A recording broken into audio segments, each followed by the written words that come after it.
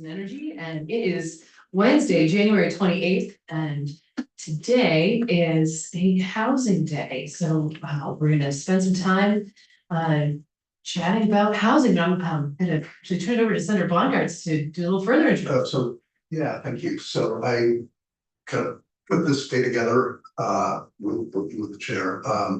Really, we have done, like, in the last 5 years, we've done 30 years of work on housing, and everything from the Home Act with all of the changes to municipal zoning that really disallows some practices that were making it hard to get multi-unit housing or other built-in downtowns, shelters. We did that. The by right permitting for housing. And then we did the duplexes anywhere. We really set the stage for housing. Then in the meantime, we put in about $700 million for housing over the last 5 years, or partially for infrastructure support housing, convenient program, and then with Act 50 that we passed 2 years ago, where we really are in the process of course, we did it with the temporary exemptions, then the longer term exemptions, we early 1 a.m. and B areas, we said we're going to reduce the funding in those areas. We have taken huge steps for housing, so it's worth stepping back a little bit and seeing what effect it's actually having on beginning to have on the ground. It's still going to take time, and still have the problem with expenses. The biggest issue of all in terms of materials and labor. But there's things we can do around the edges, not more than around the edges. Things we can do fundamentally actually help with that. But and then it's the two homes project actually gets the first that is really difficult to do of the actual cost of so there's just so much going on. It just really made sense. Like the appeals reform that you can't appeal long term to the area. It's like been designated for housing just because it's affordable or shelter and cover. We do that a lot. So, and sometimes I think we haven't really stepped back and aggregated all of that progress and have people really understand how it's actually done and how much of a difference it's making getting that they come in front of us. So that's what we want to do today is get that what's happening there, it's actually getting that they come in front of. So yeah, absolutely. Okay, and so with that, we are going to start this morning with Nate Monaleri. Did I say your name? You did say it. Yeah. Yeah. Right. Okay, very good. Deputy Commissioner, welcome. Thank you for having me. For the record, I'm Nate Monaleri, the Deputy Commissioner at the Department of Housing and Community Development. Commissioner Farrell sends his regards. He was tied up today, so I'm pitch hitting for him. I did some slides, and luckily Senator Bongartz did a lot of review there, so I can tighten up my remarks a little bit.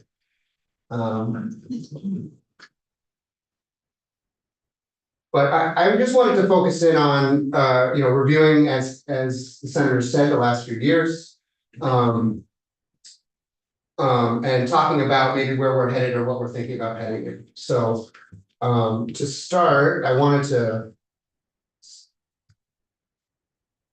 I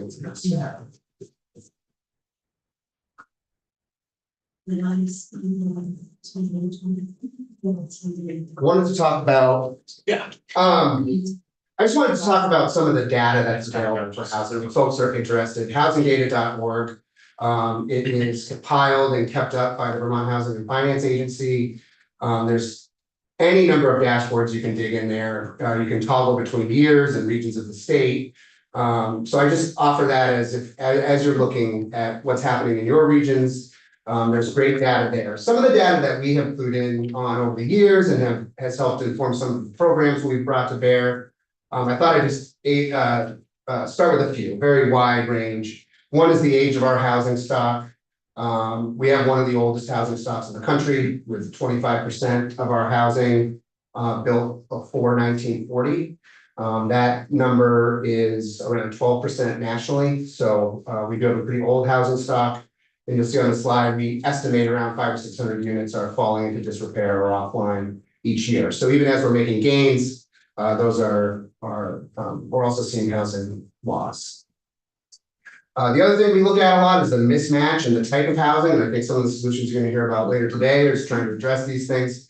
But if you look at where on the right side for you folks, those are the types of households that are out there. So a lot of 1 and 2 person households are now dominating the landscape, and then the other chart is our housing stock. So a lot of 3 and 4 bedroom in the housing stock. So when we look at our housing stock, our downtowns, our village centers, how can we try to right size that to match the reality of what housing people are looking for?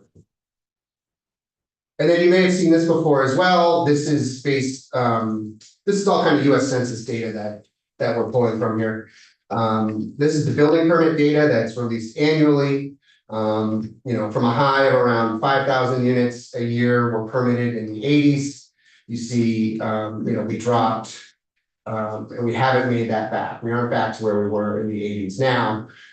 With all the investment we've had, you'll see from 2020 on, that is starting to bend back upwards, up over 2,600 permits in 2024. Now, I'll talk about this a little bit later, but permits doesn't mean something gets built either. So I'm going to talk a little bit about why we're a new tool we have that's trying to track in more real time housing that's being developed and where it's being developed. As Senator Braungart said, we've invested $700 million in housing since the pandemic started. That's CARES Act funding, ARPA funding. A variety of different units have come online, somewhere in the neighborhood of 4,000 units in that time with that investment. One thing I'll say is when the federal money came, it gave us a chance to innovate and think of new ways to do things with money that we hadn't had before. And that's where you started to see programs like MER, the Mobile Home Investment Program, Improvement and Repair Program, VHIP. We were able to get some seed capital to see if those would actually work as programs. I'm going to talk a little bit more about each later. Homes for All, you're going to hear about today as well. Another program that was born out of some of that influx of money that we're now trying to keep rolling. And then VHFA had a few middle income programs that was trying to address not just the most affordable housing, but is there a middle market of housing that we can help subsidize? I have a question here, go ahead. So, but back to your chart, previous slide, Yeah. if you started in the 80s, you see where that line starts from way up on top? Why didn't we go back there and start looking at what were we doing back in the 70s?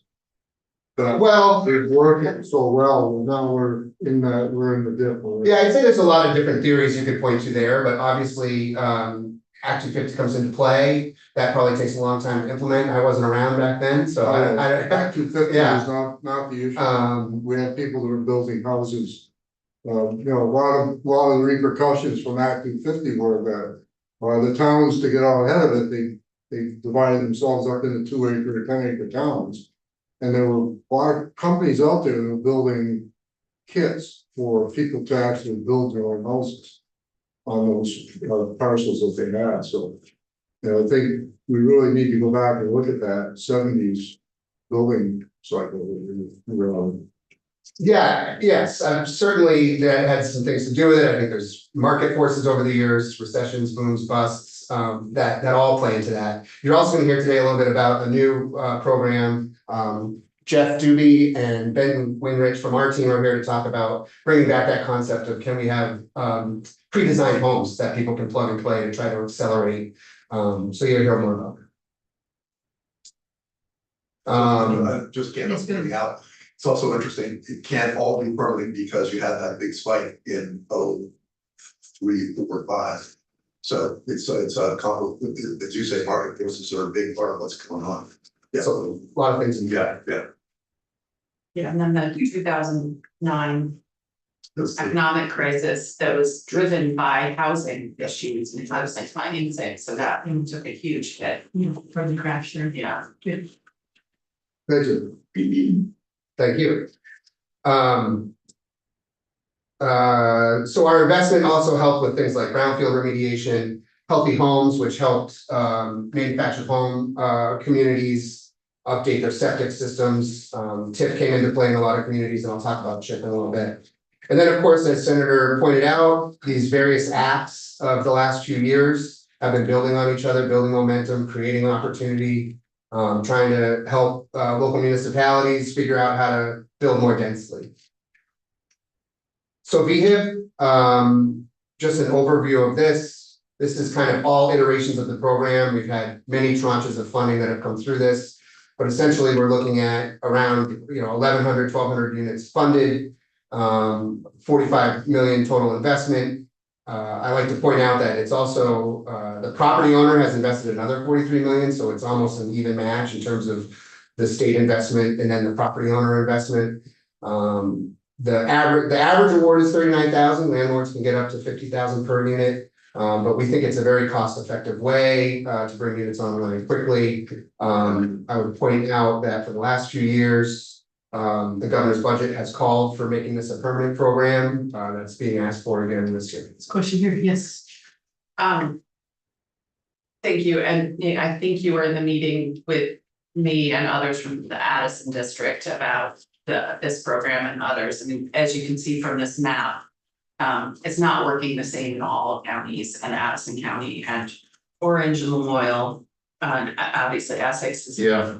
It is not working as well for every county, and I think that we really, probably not this community's jurisdiction, but we need to be digging into why it's not working well and how we can make modifications for the program, because in Addison County, we had 7 units last year, and that was it. It just doesn't work for the market and the type of housing stock in my district and others. You can see, Lamoille is way down there, and so I know a lot of people love VHIP, but it needs to be really addressed to make sure it's a statewide program, not just for some counties. That's fair, and I think there are regional partners on the ground that we can work with. I don't think I was in that meeting, so I didn't necessarily hear A exactly. lot of people, so I'm sure yeah. over there. It gets hard when it's Hollywood Squares. But, Exactly. but yeah, there's regional partners that help us execute these programs on the ground. So we would be committed to engaging to try to make sure that we're addressing things across the state. I do think uptake in Rutland and Caledonia, I mean, the number of units that have fallen into disrepair in those counties, I think is higher than the other counties, but that's not to say we can't strengthen the regional partnerships to make sure that landlords know this is an available program to them. Yeah, I mean, I think that, sorry, I think it also we need to look at the whole concept of what's a landlord. Maybe there are people who would like to be landlords or could be landlords and aren't currently landlords. So they have an older house that's a big house that they don't have kids in anymore. They're not currently landlords, but maybe they could renovate their house to become landlords. And those people currently, I don't think, are eligible. So tweaking the program to make it work in all counties. That was basically my point, is I've got a constituent who's got a duplex that, got vines growing up on the side of it, and I said, there's VHIP money available, when you guys fix this up, and I'm like, well, that's my son's, and he doesn't want to go into it right now. So you can't make landlords, you can't make people their own houses take advantage of the program. Thank you. Yeah. I appreciate this feedback, thank you. So the MER program I wanted to touch on quickly. This actually was base funded last year, which we were excited about. This helps manufactured home communities. It actually helps people stay in their homes. So helps with foundation repairs or installations, things like leaks and roofs and windows, small grants to homeowners and park owners that help them stay in their homes and keep their homes livable. So we're excited that this is now a base funded program for the department. Senator Bongart's laid this out. I know it's a lot, but it's just trying to show that, since 2013, the department and the legislature have been trying to think about land use, zoning, how to make this all work. Going back to 2013 with our neighborhood development areas, which was kind of the first easing of Act 250, if communities could prove that they were ready to build in certain areas. And I won't take a ton of time talking about all the different legislation that the senator talked about. I wanted to touch on the EO quickly. I know that's on people's minds, the governor's executive order on housing. I think Wetlands and Energy Code obviously got a lot of the headlines, those rulemaking is underway on those. Not a lot to update there, but I just thought it'd be good to highlight some of the other stuff that was in there. Including, permitting timelines and fees. We're working on how developers could defer fee payments until a project is underway. So we're trying to work across the enterprise right now to make that work for folks. The permitting reform and housing task forces. This is the permit modernization, looking at all the permitting across the state and how can we prioritize housing and streamline it. The Agency of Digital Services is doing that work. A report has been issued to the governor. They have testified in House Energy, so I can't dive too deep into where that's at, but the work is underway and there's a big group of people working on that in the administration.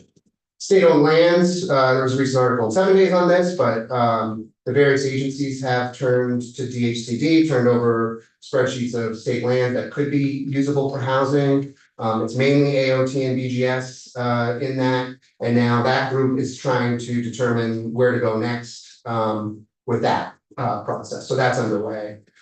We extended the brownfields, the BERA program, which is the economic revitalization partnership between ACCD and DEC. So that has been extended. So when we have these high priority projects and there's funding available, we can expedite those kinds of projects. And then on the appeals front, there are recommendations to the judiciary. I don't have a ton of updates on that at this point, but just trying to show there was a lot in there, in energy code things, and it's all in process, underway. Before you leave that, I just want to note, have a lot of thoughts about the executive order, which I'm just gonna put a pin in right now, not gonna express those, but lots of thoughts about that. And I think if there are specific items, we can identify the right people to dive a little bit deeper into the order. Okay, thank you. So statewide and regional housing targets. This also came out of the two different acts. The Home Act asked us, along with our friends at the RPCs, to develop statewide and regional housing targets for 2025 to 2030. And then Act 181 asked our department to develop metrics for measuring our progress towards those targets. So I'll start with the development of the targets. We worked again with VHFA, Vermont Housing Finance Agency, to develop these targets. You'll see below, we had kind of a lower range and an upper range of what we would be looking for. The way we're kind of looking at it is the lower range is kind of our status quo. If we just want to kind of have the state stay as it's going right now, kind of have very low vacancy rates, workforce not able to find housing, that's kind of that. Up on the higher end would be starting to make movement where vacancy rates are dropping. There's more opportunity in communities for people to find places to live. I will also just note, because it gets asked, the math and the methodology here envisioned that seasonal and second homes will remain at 15%. It's about at 15% now. So these numbers envision that remaining. This isn't just primary residences in these targets. You'll see right now we're around 2,000 permits a year. To hit these numbers, we're going to need between 3,200 and 7,000 homes a year. So we are lagging on pace to kind of reach these targets. Yes, go ahead. What kind of population growth for you is assumed in these? Great question. It is noted down below. Yeah, so the lower targets assume that are so not to get too weedy, and I don't want to say things wrong, but the lower targets look at the growth from 2020 to 2023, which we saw an uptick in migration due to the pandemic. Yeah. So we just carried that out through 2030.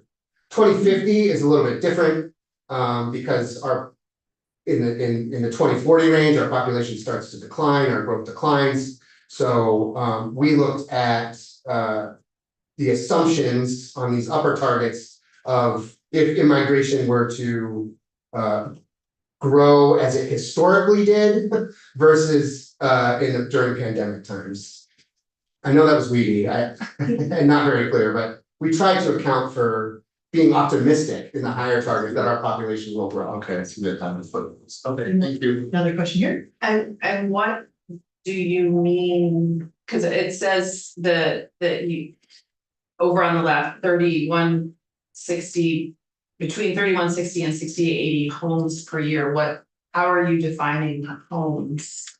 That would be, so that was the rationale for putting seasonal second. And like summer cottage homes in these numbers, so that would include all types of homes.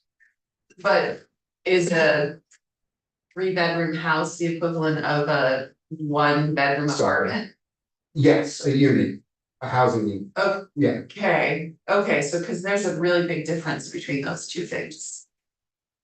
correct. We were looking at housing units that would be needed across all types. Okay. It- It doesn't, but if you're including a 1-bedroom apartment as the same as a 3-bedroom house, one could potentially house.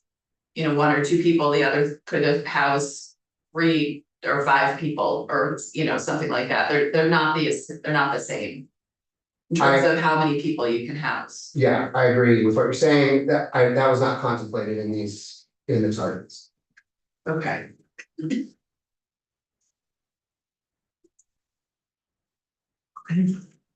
All right, let's keep, thank you. I say I have like 3 minutes left, so I'm gonna go really,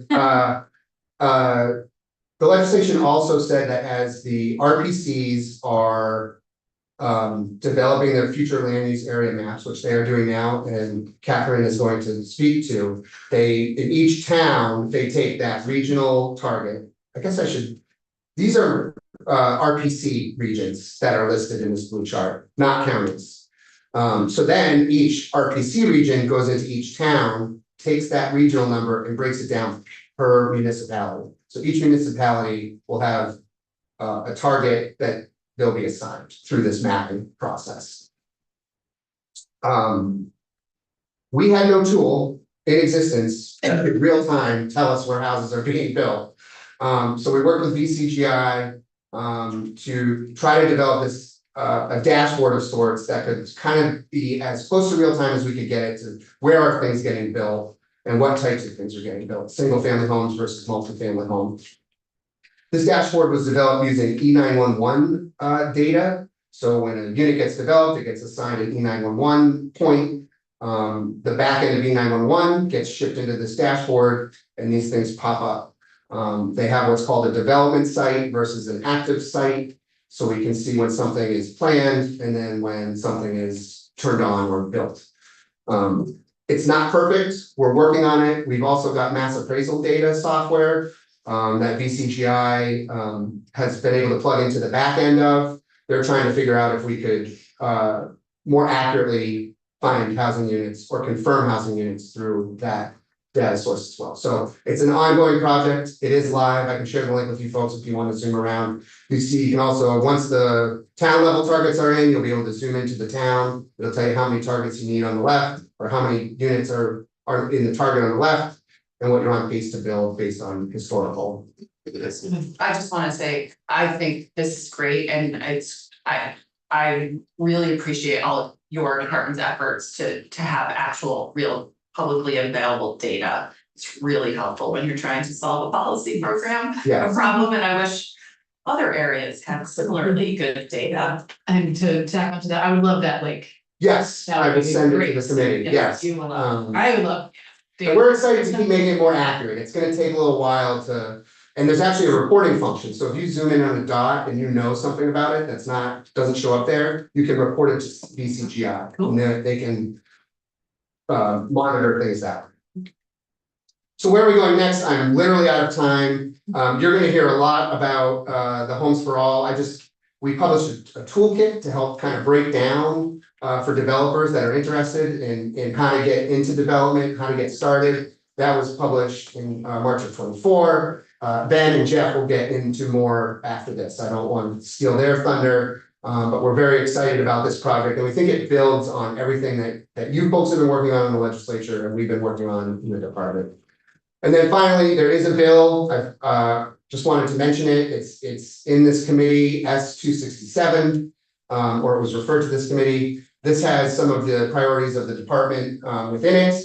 There is some Act 181 stuff in there, but it's nothing you haven't heard before, so I won't go down that road. But I did just want to say, as you hear about 802 homes, we think it could be a good opportunity to take these designs you're going to see later this morning and make them by right statewide, so that communities, if you are building to this spec and this design, the community will just say yes and avoid some of the costly delays that happen. So it's phased in that we would let this pilot that Jeff's going to talk about play out, and then we'd be able to maybe go statewide once the pilot communities have said, hey, this is working or not. And then the final thing is just incorporating the housing targets in municipal plans. The idea there is that a town would say, we can't meet this target, we can meet this target, and here's how we're gonna meet it, or we can't meet this target, and here's why we can't meet it. And that just needs to be part of the town plan, so that we really wanna make sure these targets are aligning from the town to the region to the state, and we're all speaking the same language and using the same data. So that's also in that bill, in your committee now. And that'll do it for me. Great. Super, thank you so much. Thank you for having me in. Yeah, absolutely. Okay, so we're gonna move now to the RPC perspective, and Mr. Metrick, I'm wondering, I'm sorry, are you presenting separately from Devin Neary, or are you? Devin's here. Devin's here in the- Devin is via Zoom, Okay. and I'll be doing most of the presenting, and Devin will be available. Okay, Just to make it go a little great. more smoothly. Okay, Yeah, super. Sure, so I may just. Good morning, all. Sorry I can't be there in person today, but thanks for having us. No worries, thank you for joining us. So thank you very much for having us here. As you noted, I'm Catherine Dimitruk from Northwest Regional Planning Commission, and with me is Devin Neary from Rutland Regional Planning Commission, joining via Zoom. And we wanted to take a few minutes today, at your request, to talk a little bit about what the regional planning commissions have been doing to implement Act 181. And we'll also touch base on the housing targets that Nate mentioned, as well as a quick review to what we did with the Housing Navigator funding program that was included with the Home Act. So Act 181 required all regional planning commissions to update their regional plans. So we are in the process of developing 11 new regional plans. They will address housing more specifically, that will address tier 1 exemptions from Act 250 for housing, and will really align plan growth areas at the local, regional, and the state level through the regional plans and the state's designation program. The Land Use Review Board is in charge of now approving our regional plans, and that process is ongoing. We have a deadline by the end of this calendar year for all of us to have our regional plans updated, and right now we are on track to meet that deadline. Act 181 included several new regional plan requirements. From a process perspective, the municipal engagement and public participation sections were really beefed up with more detail and more requirements and more expectations for the regional planning commissions. The purposes of the regional plans were expanded to include these housing targets, climate mitigation, climate resilience, and considering impacts on environmental benefits and burdens from an environmental justice perspective. And then the new element was a future land use map. All regional plans previously did have future land use maps, just like your local plans do. What Act 181 did was required all of the regions to use the same future land use areas. So when we're done, you'll be able to knit together a statewide future land use plan that was built from the bottom up, which is very different than the state land use map that was repealed when Act 250 was first passed, which was a top down one version. So same result, but better process. Regional plans aren't just the future land use map. So they include goals and policies in all of these planning areas that you see here. We require to really combine considerations for all of these policy goals to develop the overall vision of the regional plan, and that vision also helps to inform the future land use areas. I noted that we're on schedule to meet our December deadline. As you can see, Rutland, Northwest, Chittenden, and Lamoille have already submitted our draft regional plans to the Land Use Review Board. The process does require a preliminary review, so the Land Use Review Board can give us any potential issues that we might have to full approval later on. And then the remaining regional planning commissions are scheduled to submit their plans through the rest of this spring, summer, and early fall. So if you're in a region where you haven't heard as much from your regional planning commission as say another region, it could be because they're later on in the schedule. So just a quick review of the new framework of Act 181. Our regional plans and our future land use maps at the regional level now have greater importance than they did before. Once our plans are approved by the Land Use Review Board, two things happen. The state designation program, which used to be a town by town application process, is now set in place by our regional maps. So once our regional plans are approved, the designated areas where communities can access benefits and incentive programs for development at the state level, those will be set by the maps in our regional plan. The second thing that happens is Act 250 jurisdiction changes in several growth areas, which I'll talk about in a minute. If a municipality chooses to opt in, the select board votes to do that, or the legislative body, then you don't need to go through Act 250 if you're building 50 housing units, less than 50 housing units on 10 acres or less. So basically in these growth areas, it puts housing on par with commercial development, which you can build up to 10 acres in these areas without going through Act 250 already.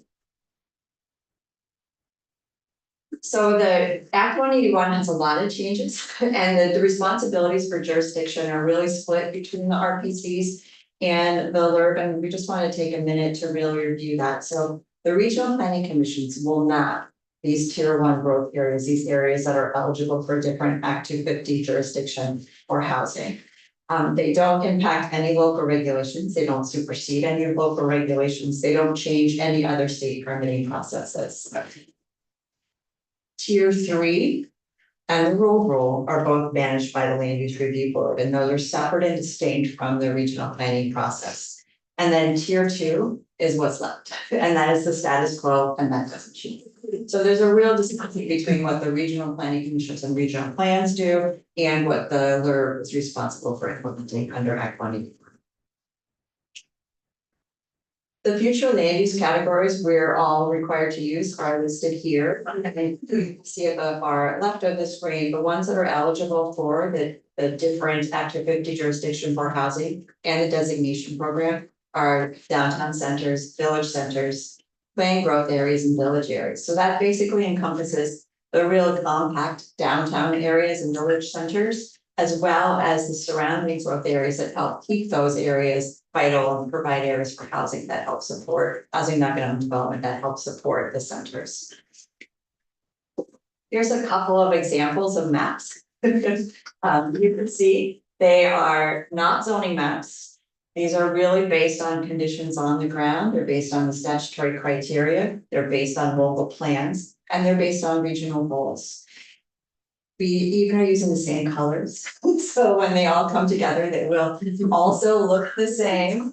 I know, we worked really closely together. This was a great group project. You know, usually group projects get a bad name. This one was a really good group project. All the regions are going through this process will all have maps that look like this. And I want to just zoom in on our region in particular to give you a flavor of what the exemption and the designation program areas look like in terms of scale. So this is a map of Franklin and Grand Isle counties, and what you can see is the purple-ish to the pink colors on here. These are the areas that are eligible for the Act 250 jurisdiction change. All said and done in our region, about 2.1% of our land area is eligible for this change in Act 250 jurisdiction. So if our plan is approved by the Land Use Review Board, as we have it proposed, these areas that you see here, and you can really see they're concentrated development areas, will be where you would have a different Act 250 jurisdiction. So we're not talking about huge wide swaths of areas. I think the regional planning commissions are all doing an excellent job of making sure we're managing our mapping process so that we are not encouraging sprawl, but we're really focusing on Vermont's traditional pattern of development with our compact areas surrounded by our open landscapes. So just a question on that, so the 2.1%, I assume it also includes areas that might be tier 1A, you're not separating out tier 1A as opposed to tier 1A, because Right. that's, it's sort of inclusive. It is Yes. inclusive, and there are probably, I think, 2 communities in our region that might be eligible for tier 1A and may choose to apply separately. Okay. But that's not, we That's will on you. support them, but we don't get to make that decision. Gotcha. And then I just wanted to include this, as well, this is the local and regional housing targets that we are required to do. And Nate went through this a lot, so I won't talk about it in much detail. But I will just note that in addition to taking these numbers and bringing them down to the local level, we are also required to set targets for the different housing types in response to your question. And we really, there's limited data at a community level when you talk about housing types, just because of the size of population we're talking about. But at a regional scale, we're really able to take a look at the data and show, for example, in Franklin and Grand Isle counties, 60% of our household growth has been single person households. 70% of our new homes have been single family standalone 3 or more bedroom homes. So there has been this real mismatch. And so when we have set these targets, we were able to really think about how would our targets correct for that? And try to turn the tide. We don't control what gets built. Yeah. But we can at least with these targets and with these local targets and the targets by type, we can really set the stage for what the need is to help inform local decisions and really help policymakers and decision makers move forward. This is where this stuff goes back into the Home Act, where you said that if you're in the downtown and that's a word, you must allow multifamily housing, where before it was often not allowed. And so a huge change that really can move this Yeah, I think that direction you're talking about. the Home Act definitely set a really good foundation for that, because the water and sewer areas, not always, but primarily align with these growth areas that we are drawing in our future land use maps. And the Home Act already then has set a standard to say minimum 5 units an acre and multifamily has to be allowed. And so I think that really will help ensure that at least the stage is set to enable the denser multifamily development to happen. Go ahead. Yeah, I mean, I don't know if you can answer this, but you said obviously you can't require or anybody to build any type of housing, but I'm wondering how much interaction you're having or anybody in training with local development review boards. And I asked because there was a development just proposed in one of my towns. And there was a big conversation about it, as there always is. And a lot of it was around whether the units that were being proposed were the right kind of units. And I didn't go to the DRB meetings, I didn't have time, I had to stay out of local decision making, but wonder if DRBs are being informed and trained on these targets and what kind of housing is necessary. So I would say for development review boards relating to the targets specifically, probably not yet, unless they're involved in the planning discussions. Many communities, especially smaller ones, the development review board and planning commission are same people. So we would have met with them to talk about the housing targets. But I do. I do think a couple of things I'll say on that is, I think that's next. More education about that. Regional planning commissions meet with development review boards to do trainings all the time. And as we update our annual refresher training for development review board, the planning commission's housing targets will be part of that conversation. And most of us do that training in the spring after new appointments are made. And then one thing I will note in hindsight, I think was missing from the Home Act that did these requirements that you mentioned, is that nobody owned education that followed it. Yeah. And so we had all this great legislation, depending on your perspective, mine was great, that did supersede local regulations. but no one was in charge of making sure those changes were understood and implemented at the local level. Regional planning commissions have stepped in and done a lot of that, but nobody in particular owned it. And so I think in the future, if there are other changes like that, making sure there's ownership of the follow-up is really important. Devin, did you want to add anything on that? No, I think you summarized it super well. And I agree with Catherine that likely that training would be sort of following adoption to ensure that, nothing changes and we're focusing on the plan as it is adopted and completed. So, yeah. And so I touched on this, but because of the expanded requirements for engagement, we have really, it's been really fun to go out and meet with all the select boards and all the planning commissions, and multiple times. I went to one select board, what's happening in my hometown. I went 6 different times to just talk about Tier 1B to help them make the decision. Do we opt in or do we not opt in? And so as of this counting, which I think was in December, we've been to almost 500 planning commissions, like boards across the state, and really focused on this bottom-up approach to developing our future land use maps. In addition, we've had really broad public outreach. It hasn't been perfect. We're never going to talk to everybody, but we have, through the different outreach events that the regional planning commissions have had, we've talked to people who never would have been engaged in the future land use map or regional planning decision making before. So that also has been really fun and really rewarding. And as you can see, we've had over 750 events statewide hosted by different regional planning commissions. And I think having us all need to do it at the same time has really helped to build the momentum and the knowledge across the state all at once, which has been really helpful too. And then this got out of order somehow, sorry about that. But going back to the Tier 1B, this is, I mentioned for our region, it was about 2% of our land use area, our land area. And this is the totals for all the RPCs that you can just look at. And you can see overall, it's just over 2%. And that would be eligible for the different jurisdiction activity. Now I'm going to jump to regional housing navigators really quick to try to get you back on time. But this was included in the Home Act. Regional planning commissions got, I think it was either 300 or 350,000, I can't remember which, statewide to do regional housing navigation work.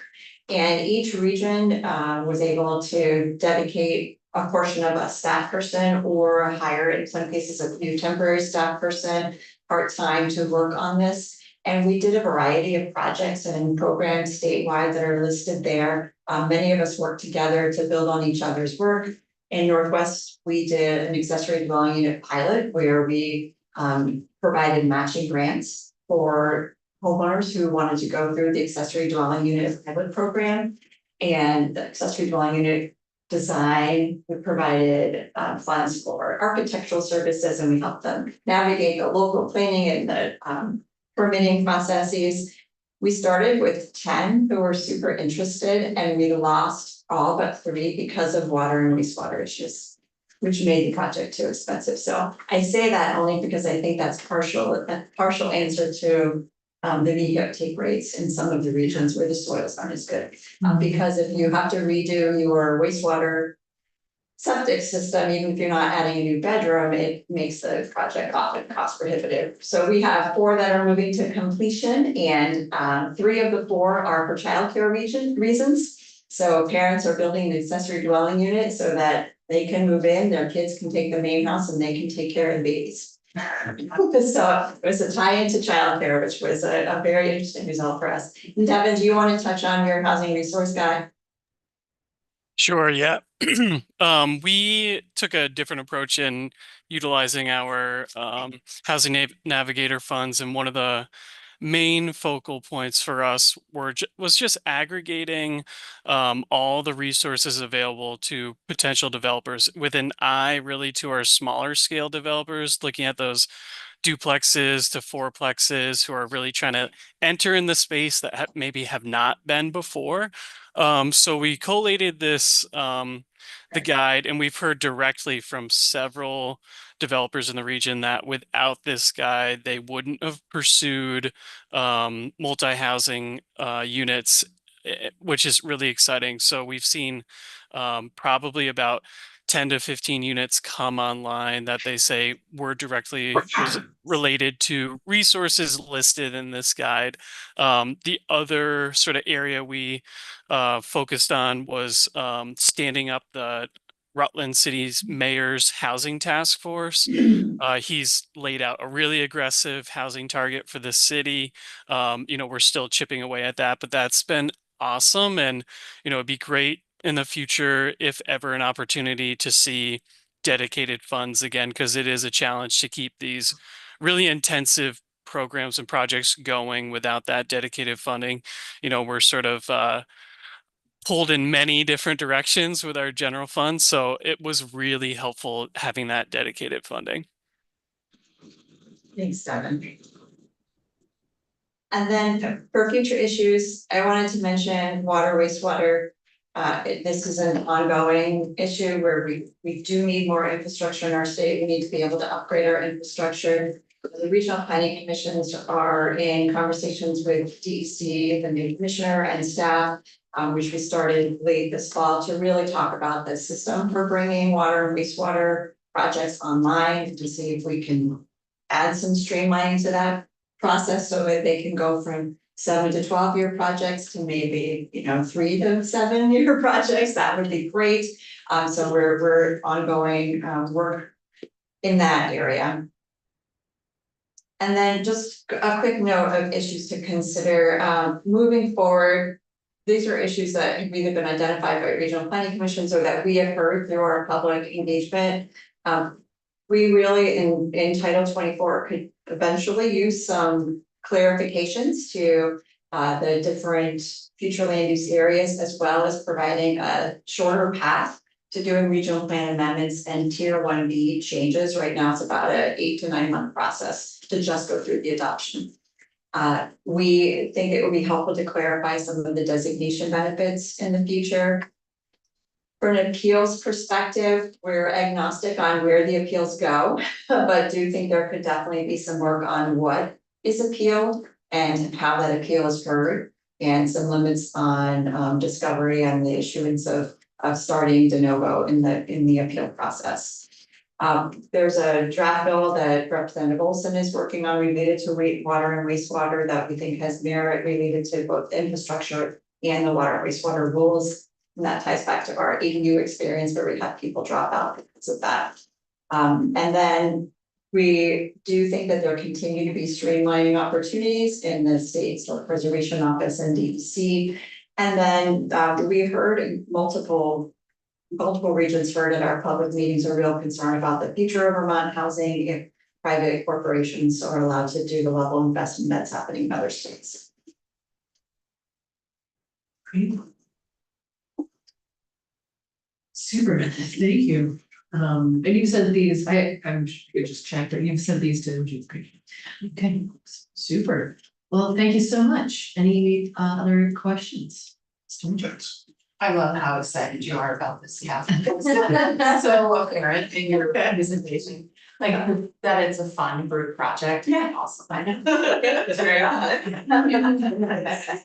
especially as a smart girl. Group projects aren't always that. All right, well, thank you so much. Okay, and all right, so we're gonna move Thank to you. Connor, welcome. Good morning. Morning. Yes, One second. from South Burlington.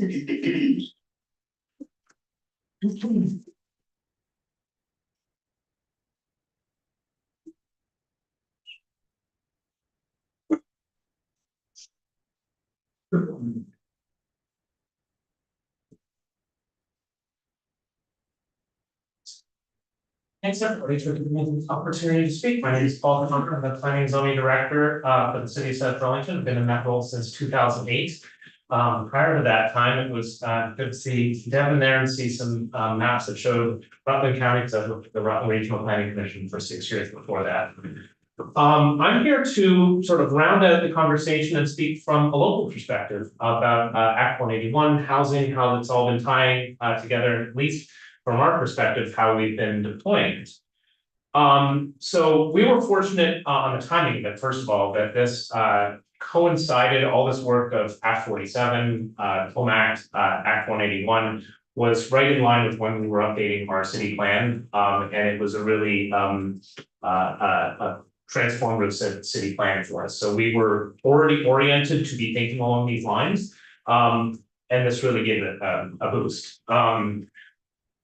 At the local level, we've organized our city plan around 4 key principles of climate resiliency, being inclusive, fair, and just, being people-oriented with a sustainable built environment, and being collaborative, engaged, which means both locally, regionally, and statewide. So that is an important components for us. And our these key principles, we are aspire to hold them all in all of our work. Our city plan clearly presents future land use maps. Our own local future land use map, there'll be some updates, of course, but it aligns really closely with the work that the Regional Planning Commission has done. It has gone in both directions. Both they have helped inform us, we have helped inform them. It's been a very collaborative process. And fundamentally, there's a lot of alignment from our perspective. And I think having sat on committees that have worked around Chittenden County, this is rooted in good planning, period. And so it's all of the Act 181, the goals of having these 11 different future land use categories, the objectives of housing, these are all things that reinforce one another and have been, like I said, rooted in good planning, good long-term community development. We took the opportunity upon passage of Act 47, which created some new requirements for local zoning, to really take a look at our full slate of policies. And one of the areas that I'm really excited about in our community was that our city council updated our water and sewer ordinances to be really clear from a mapping perspective about what are the areas that we have planned that already exist, but also planned for water and sewer infrastructure, and what are the areas that we are not planning for water and sewer infrastructure, where where our objective is natural resources, agriculture. And for us, this helped reinforce a bright line where, as a community in the Port of Chittenden County, we can accomplish both. We can be both stewards of the environment and working land, and we'll talk about the housing targets in a minute. We believe that we can achieve, it will take a collaborative effort for everyone, a housing target that is the highest one in the state, and we can do both of these together. Our policies align to Act 181 and Act 47, as I said, distinguishing between rural and urban areas. And then just a note to the first presentation, in the years 2021 through 2025, we permitted a little over 1,250 new homes in South Burlington, a big chunk of those in our burgeoning city center. So that is somewhere in the neighborhood of double digits percentage in the state. Dude, how many of those went? Yeah, go ahead, yes. How many of those went up? That's a very cool, just single family. The majority of our new housing for the last 20 years has been in the multifamily. We're seeing about 75% on average is some form of multifamily, which I describe as being more than a duplex. So it might be a triplex to fourplex. In a lot of cases, it's been larger ones. Did they often go up as opposed to out to accomplish that? Yes, I mean, I think we're starting to see, we'll talk about heights in a minute, but we've seen a lot of 4- and 5-story buildings being built. One interesting component to this, that just a slight aside, is that when I started in South Burlington in 2008, we were about 2/3 single family homes in the city and about 1/3 other types. In the time since then, we have crossed the threshold where we are a majority multifamily housing community. That's something we pay a lot of attention to, and we're excited that we're helping to meet a housing need. And we are also looking at it from what's that mean from the needs for a recreation department and providing access to the outdoors. What does it mean from libraries? What does it mean for services? In really positive ways. These are conversations we have all the time with our administrators and our leaders. Yes, good. To your point about aligning or, meeting the local environmental priorities. Yeah. And the housing priorities. Yeah. There's obviously a sort of tense discussion about wetlands, and how have you managed around wetlands and floodplains when you're trying to balance those two things? Sure, so our regulations, we did a major update to our environmental protection standards in 2022, so just before all this work. We updated our wetland standards. They largely match the pre-executive order standards of the state, though in some cases our standards are actually a little bit more restrictive. We have wider buffers in some areas, and we have some additional limitations on when a wetland buffer can be impacted. For us, as I was describing earlier, it's been important to draw a bright line between the areas that we see as important natural resources to conserve, whether it's a wetland or it's a habitat block, and areas where we foster development. And knowing that these two, we can't, the community's really chosen to not do half measures on either, to say these are truly our areas where we don't want to see development, and where we do accept development, high density is accepted. That this is a two-part equation. Yeah, okay, so you've been able to manage even with the stricter wetlands, buffer zones and things, you've been able to manage high density housing. We have been able under to the current and even stricter regulations. Yes, I think, there are always times when the two subject areas come together, right? Yeah. So we work very closely with the private sector, for example, in our downtown and city center. There was a significant wetland that was cutting right through the middle of what would be all of the downtown. And we worked with the Army Corps of Engineers, private sector, the state, to come up with a mitigation program, knowing that in that instance where we were putting in tens of millions of dollars in infrastructure, that it would be important to make sure that the density is achieved in that area. And so we acknowledge that there are times when the two subjects need to come together. Good, thank you. Senator Baumgart spoke briefly at the beginning about some of the areas which zoning, Act 47 and Act 21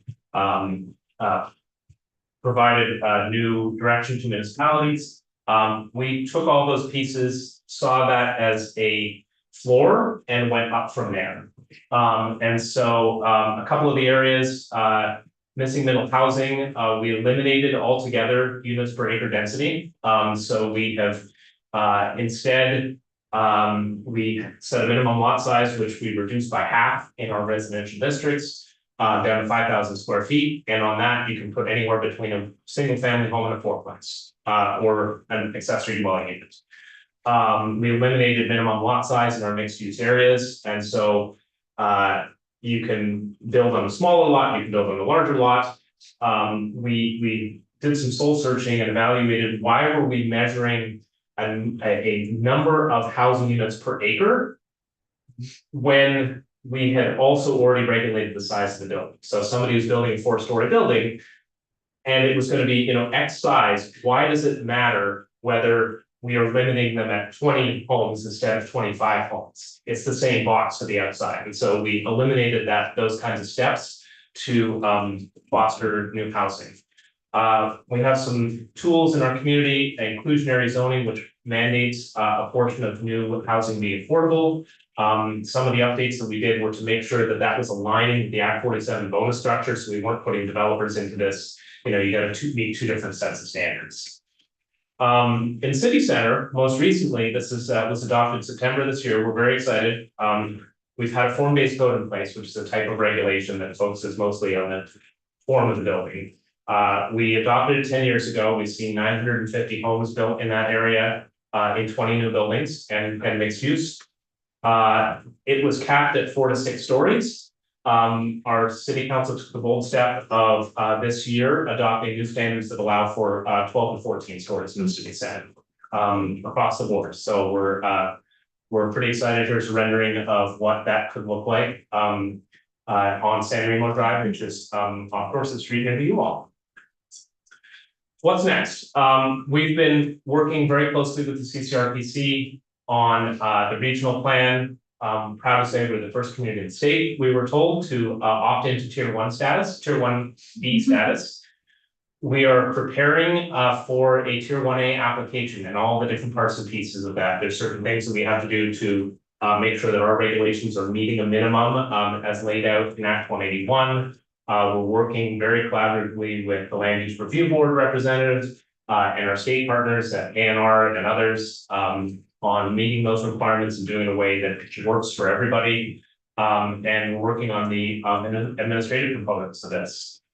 All of this aligns to our local, a variety of local plans we've been working on. One that I'm excited about, and we'll talk about another day, is we just completed our first economic development strategic plan, and really sets ourselves up. We're talking about housing today, but that's another component of good jobs in our community. Lastly, just key takeaways. We've embraced Act 47 and Act 181. In our minds, this really sets the stage for the next 25 years. This is the beginning of the work, not the end of the work. How we collaborate together to achieve these housing targets and the investments that will be needed to us. This sets a roadmap to then say, to have a conversation about how do we achieve this across the board. We have implemented in a manner that aligns to our own principles in South Burlington. We have a couple of recommendations as we're moving forward as we've reviewed this, and happy to talk more detail about this another time. But Catherine spoke to the 11 land use categories. We have found that as a community that has our housing target, our mid-range target is 7,500 additional units by 2050. To achieve that means that we have to look at all the areas that we've had that already have infrastructure, like Sheldon Road, Core Club, and build thoughtful centers in those areas. The legislation doesn't have a lot on emerging centers. We want to make sure that we're not just doing growth to just add housing. We want to create communities. So that's an area that we'd love to work with you. We have found, interestingly, that the future land use categories, as folks have said before me, some of them bring in these tier 1A and tier 1B categories. That has an interesting effect of pressure to have certain ones of these categories assigned to certain areas in order to achieve these benefits. And if we were really thinking outside the box, we could say maybe all of the non-rural future land use categories could be eligible for this if the municipality can prove that it has sufficient regulations in place. So just a little outside the box thinking on there. Sorry, can I pause there? Yeah. I'm not sure I understood that point. Can you just? Sure. So there are 11 land use categories. 4 of them are rural. So I'm going to speak to the other ones. All of the other ones, centers and planned growth areas afford the benefit of tier 1B and tier 1A. So that means an Act 250 exemption or an Act 250 higher threshold. Other categories like enterprise area or transition area, which is showing areas that are in need of some investment, those are not eligible for these programs for tier 1A and tier 1B. What we're perceiving is this tension where good planning would say that area is a transition area. And to make its transition happen, we should foster new housing in these areas to replace the strip development that existed. And so there becomes this tension of saying, should we try to categorize it as a planned growth area in order to get these benefits? Or does it more naturally fit as, say, a transition area knowing that there are significant regulatory implications of that choice. So if we disconnected the subject altogether, because in order to be eligible for a tier 1A, we have to demonstrate to the land use review board locally that we have sufficient regulations in place for good planning. We could apply that to these other categories too. That's helpful. Thank you. For And then we've already shown this chart here, in Chittenden County, the first presentation spoke about a low and a high. In Chittenden County, we also look to a mid target, which represents substantial progress. And a stretch and something that the communities feel like we can really aim for. And so that's the number we've been working towards, which in South Burlington would be about 7,500 units. We've averaged about 175 per year for the last 25 years. That stretches us up to 300 a year. But 2 of the last 3 years we've been over 400. So we are excited to take on the challenge. Nice question. First of all, your presentation that's online is not the same, so. I moved the order of it. Yeah, I'm like, where Yeah. are we? But, Sorry about that. no, that's okay. And there's a couple slides you have up here that are not in here. Yeah. So I love that you said, we want to create communities, not just growth. And I think that's really awesome and would love more people to think of it that way. And maybe people do, but this is the first I will appreciate that a lot. I'm wondering particularly for South Burlington, which has traditionally been, I mean, it's to the extent that we have this in Vermont, it's like a suburban community. And these housing targets and the way you're developing is moving more toward the urban community for Vermont. And I'm wondering, how are you making sure, or are you making sure that as you're developing, you're not just gentrifying people out of being able to afford to live in South Burlington? Yeah, that is a important and very difficult subject for all of us to tackle. Yeah. We have partnered year over year with the BCDP, Vermont Community Development Program, to work with our nonprofit partners to make sure that we're getting affordable housing built. The very first building built in our city center were senior affordable housing, family housing, which included some 4-bedroom units, and some general affordable housing. At the same time, we acknowledge that some of the most affordable in quotes, housing that we have is that which we already have. And I know that we spoke about that in mobile home parks earlier today. For us, those are areas like the neighborhood next to the airport, which for years was seeing homes removed. We worked very closely with the city of Burlington to end the program of removing homes and instead use federal money to sound / climate insulate the homes. So we unfortunately lost about 200 homes over 25 years. However, the updated program, which affects 4 communities, will potentially invest in over 2,000 homes. And these are homes built in the 1950s, much smaller homes. Yeah. They are going to be in need of a maintenance investment anyway, and so being able to leverage federal funds on that is really Federal funds still exist. at the moment they do. This is an FAA program, Okay. so because it is about noise compatibility. Yeah, So it's not under some of the other things, but of course we can always be. yeah, But yes, it is an ongoing challenge. okay. Yeah. I appreciate that, and I just wanna make sure that it's front and center, that we Yes. we want housing, we want to build communities, but we want to build communities where all people can afford to live there. One of the areas that we've seen some success is some conversions of buildings, in some cases, some hotel buildings that were really in need of a generational upgrade anyway, being converted to housing. That is something that our partners in the development community have found it is a way to bring in housing at a cost that is substantially lower because the building already exists. And so, from their perspective, they're meeting a market need. From our perspective, they're meeting a housing need.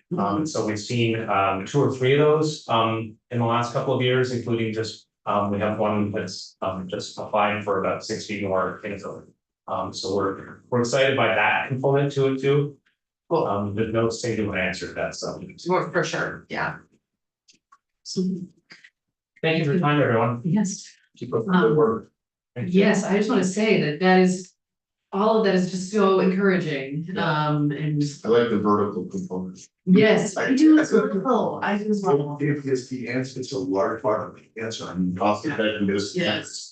we just need to program it. And I also appreciate the sentiment that you shared about, you know, if you're regulating the size of the building, then why regulate the number of units inside? Yeah. In addition, I think that makes a lot of sense. Thank you. Thank you for your time. Okay, yep, so we have a break now, so we're gonna take a break for about 5 minutes.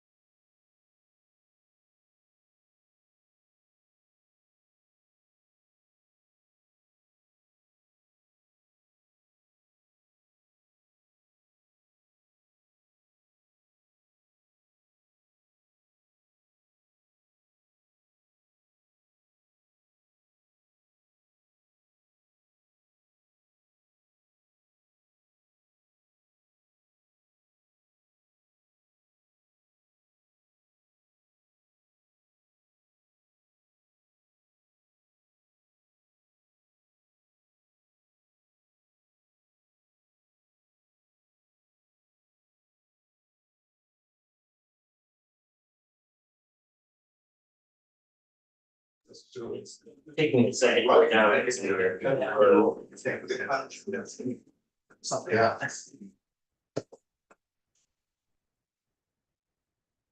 Yes, you don't, you have no credibility in your profession. Madam Chair, this is Jeff's first time in the chair. Oh. Kind of here. Huzzah. If it's it. We'll spell down. You don't need to work that time. We're friendly. Yeah, I should say to you.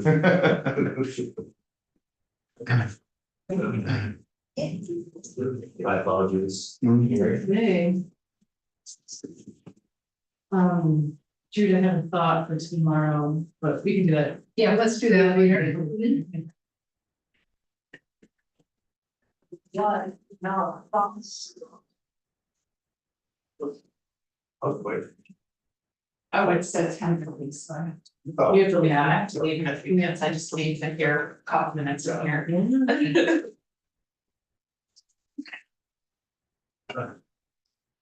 Right. Handouts. So we're live again. Yeah, we have been. Oh, okay. Oh, yes, all right. Super, all right, well, Senate Natural Resources and Energy coming back from a break. And we are joined by Jeff Duty from DHCB, welcome. Hi everyone, thank you. Again, my name is Jeff Duby. I'm with the Department of Housing and Community Development. I'm a community planner and project manager. I have the distinct pleasure of working with this Homes for All effort now in our phases 2 and 3, which we'll hear more about. I'm joined here by Chris Cochran, our director, as well as Benton Winrich, who's leading the phase 2 effort with the Check program. As mentioned, we're here to talk today about Homes for All, and this is really our effort to boost housing production, particularly in that mix of the middle housing range that we've been talking about this morning, by way of standing up a cohort of small scale developers and really changing the way that homes are delivered here for all. Quick refresher, we're talking here mostly about this missing middle housing type. You know, we need all types of housing in Vermont, but I think we're largely stuck between these large single family homes on large lots and the largely multi-unit podium construction type building that we're seeing in our downtowns. We'd like to see more of this missing middle housing type that can meet the needs of Vermonters, whether it be folks aging and looking to downsize or new families moving to Vermont just getting started.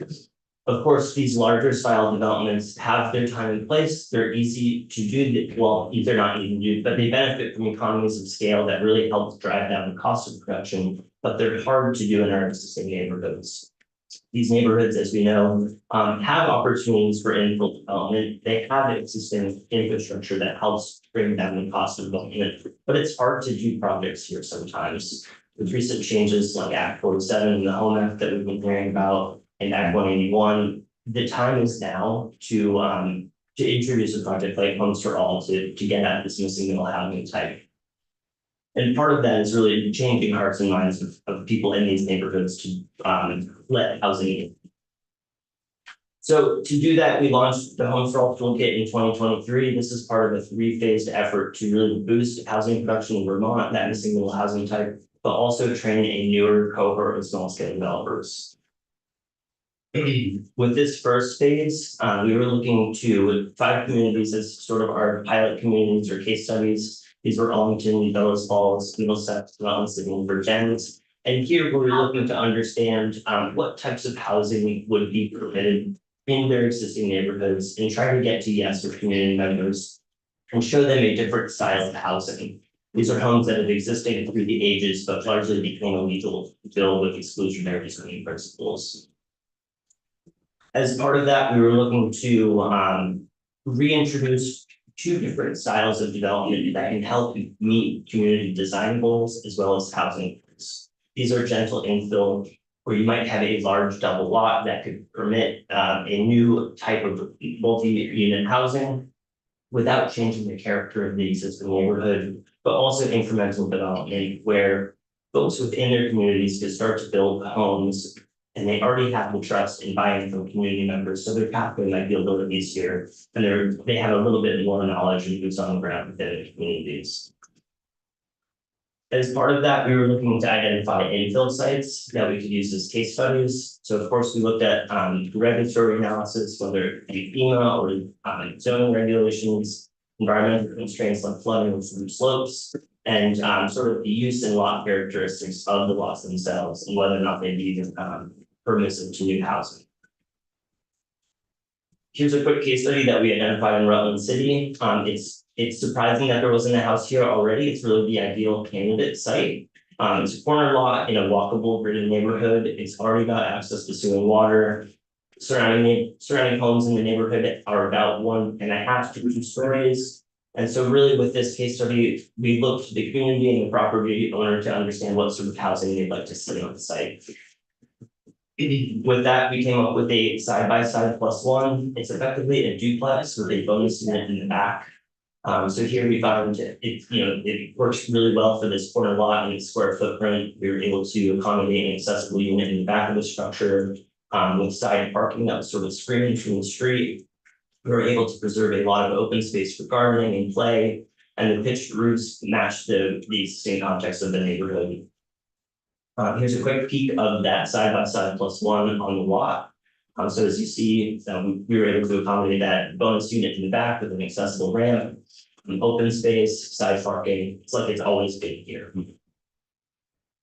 Here's the floor plan of this side-by-side +1. In the green, we have unit A. On the left, we have the first floor plan. The second floor plan is above, and in the orange, you see that accessible unit that I mentioned out the back. And this home is inspired by an existing housing type or an existing duplex that we see in Berry City on the bottom right. So these are very character homes that fit nicely across Vermont.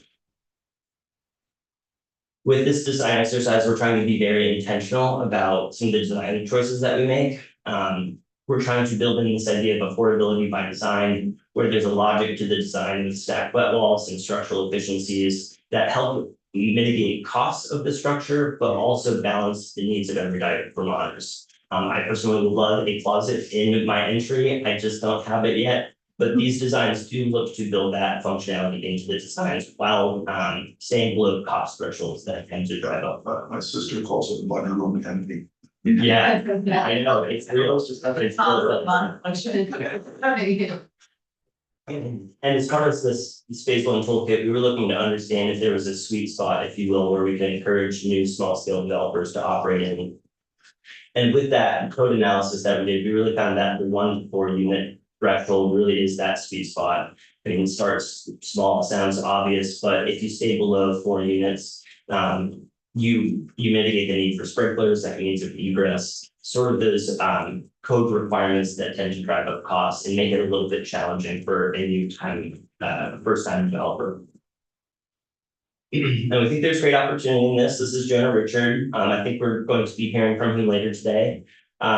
He is a small scale developer. He might be jumping up into the mid tier at this point, but he's got a number of units built. He's got a number of units in the pipeline, and he's been really effective at bringing together some of our funding sources like DHIP to create new units and bring them back online within existing structures and new ones as well. And the intent of Homes for All is really to try to inspire people to follow Jonah's footsteps and operate in their community to start building housing in their backyards and communities. To do that, we really need to introduce folks to the idea and process of being a developer. So the phase 1 toolkit has a lot in terms of its builder workbook and bringing this knowledge out into the public. So it covers anything from building a team, feasibility, design, permitting. We even have sample pro formas to help folks understand if their idea passes out or not.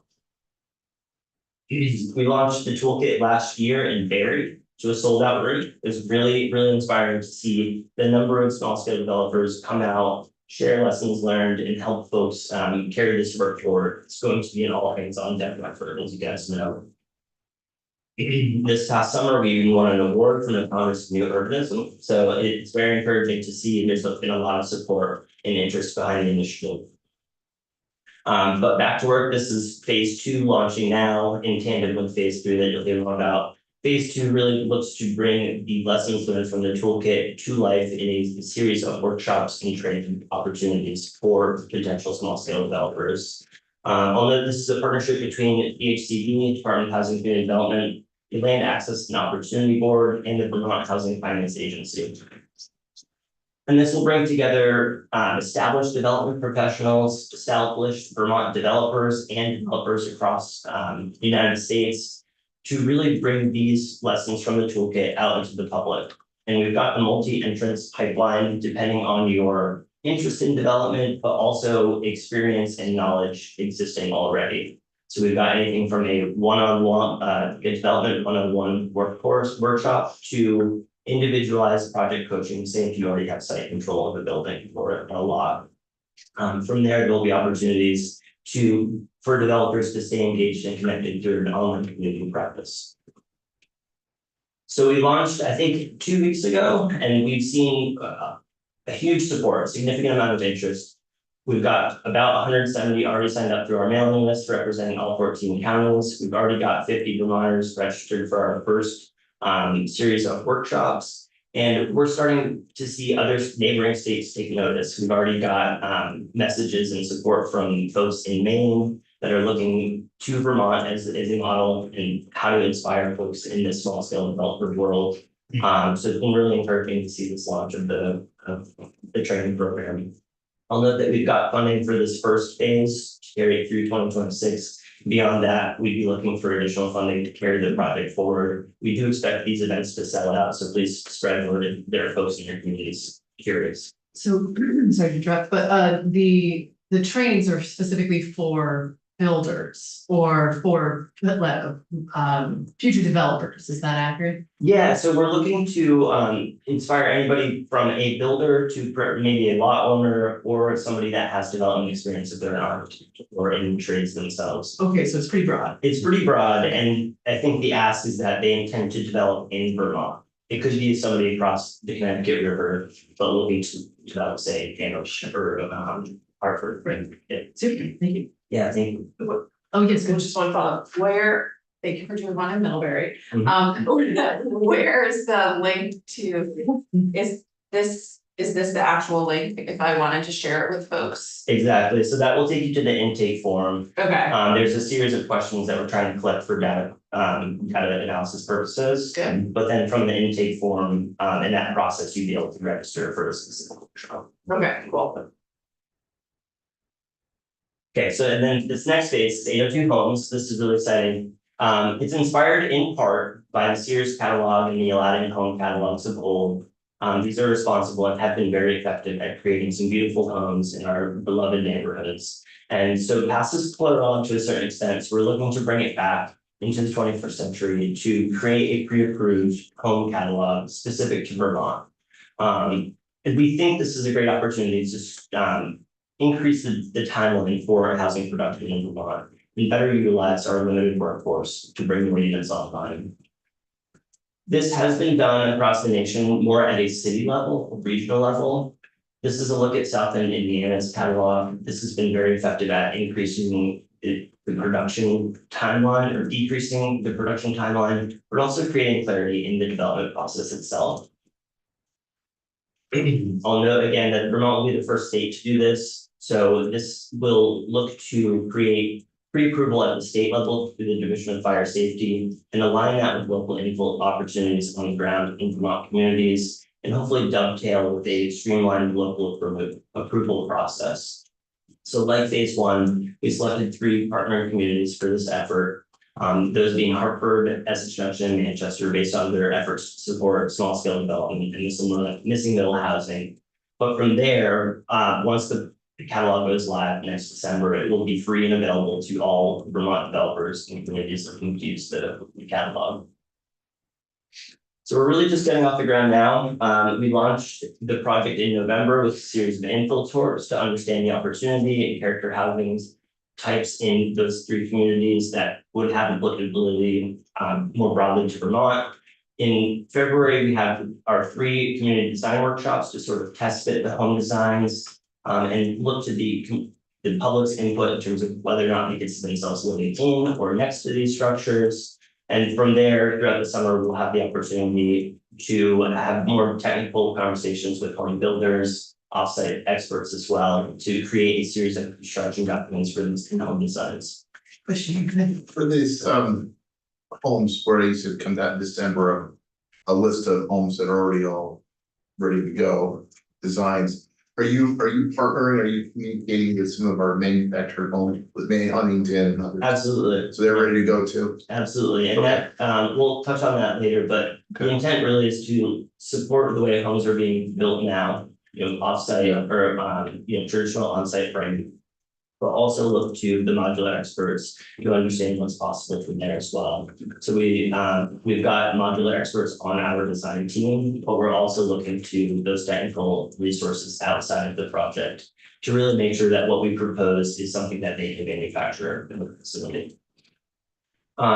So with the project, we have a series of case studies as well. We're trying to be mindful that gentle infill is just one opportunity to create housing through the program. This could be our double lot idea, but also new neighborhoods. In the case of Manchester, there's a larger lot that's still connected to the village center by way of sidewalks. They've got planned sewer expansion in the area, so this would be an opportunity to create a smaller new neighborhood.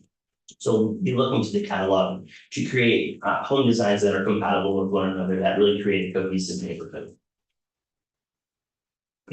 As mentioned, we'll be looking to historic housing types as sort of the precedent homes within the kind of designs that we're producing. Here's a look at some of the 4 that came out of the phase 1 effort. This is sort of our starting point. From here, we're looking to the idea of multi-generational housing and maybe smaller single-family homes that could be deployed rapidly post-disaster. Is that one to the left in Montpelier? I believe so. Okay. Yeah, I believe so. That's very funny, too. And as Senator Beck alluded to, the really exciting thing about this project is one that it's covering multi-unit housing types, but also offsite construction. And we really think this is a big opportunity to sort of modernize the way homes are built and delivered in Vermont and really better utilize our limited workforce here in Vermont. And this project will give us that opportunity to explore that a bit more. And of course, they're drawing partly based on the inspiration of the assembly line. So this allows us again to build inside, limit some of the delays from a weather standpoint, but also really dial in the way that homes are produced in the factory and then delivered on site. So there's a number of benefits. I've sort of been alluding to them, but one that we've been hearing, of course, is limited risk. You can reduce risk by locking in pricing early, and then limiting the amount of weather delays and on-site scheduling that happens with our current mode of production.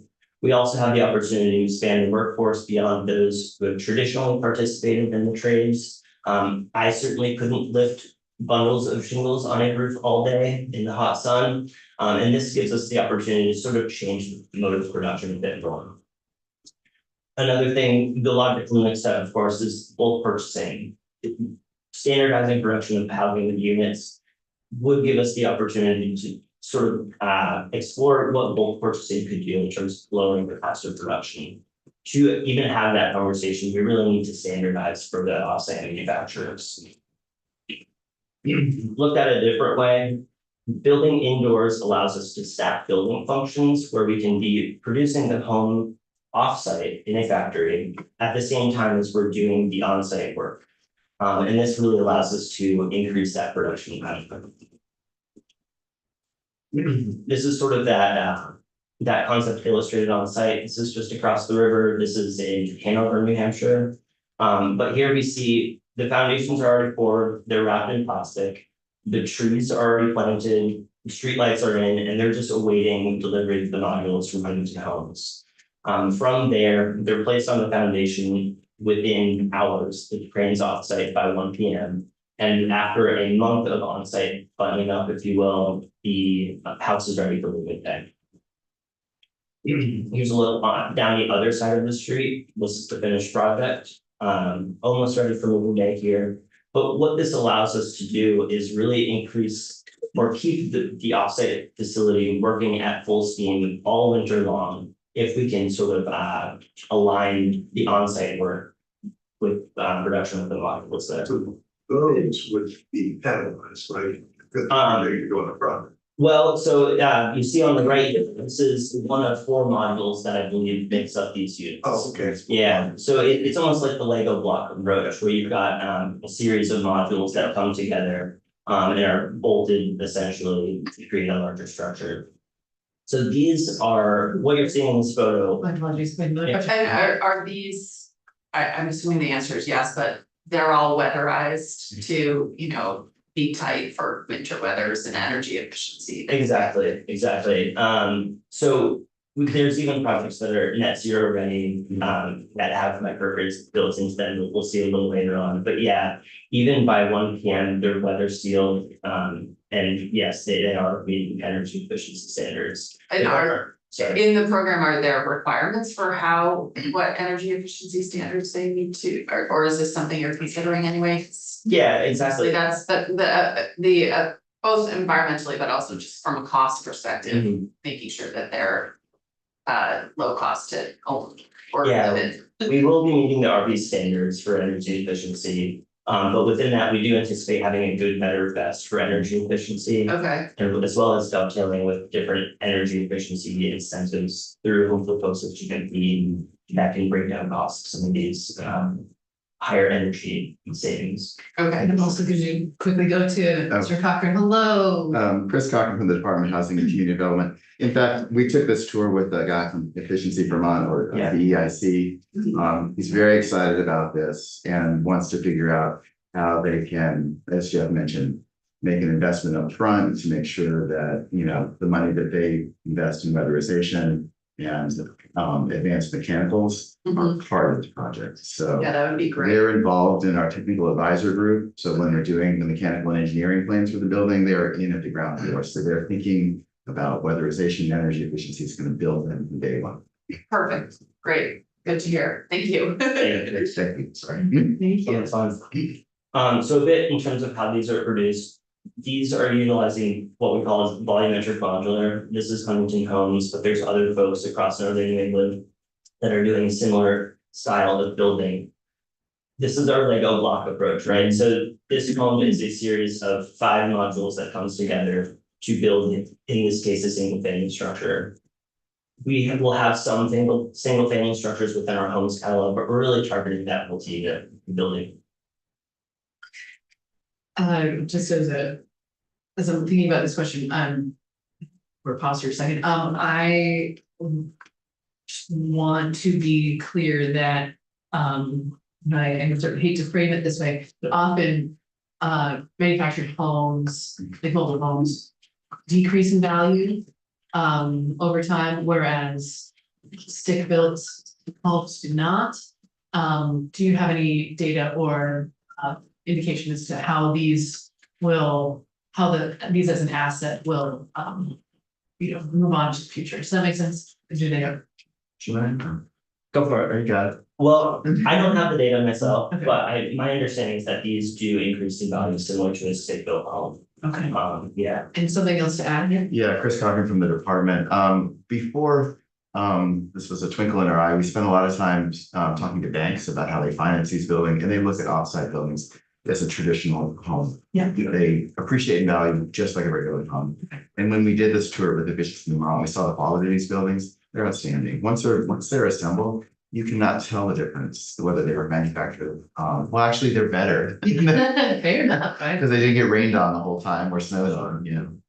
So Super, thank you, I appreciate that. That was my suspicion, but I also just wanted to get that on the record as well. Yes, question? No, just comment, I owned a manufactured home, sold it, and appreciate it. Oh, okay, there you go. That's great. Okay, super, thank you.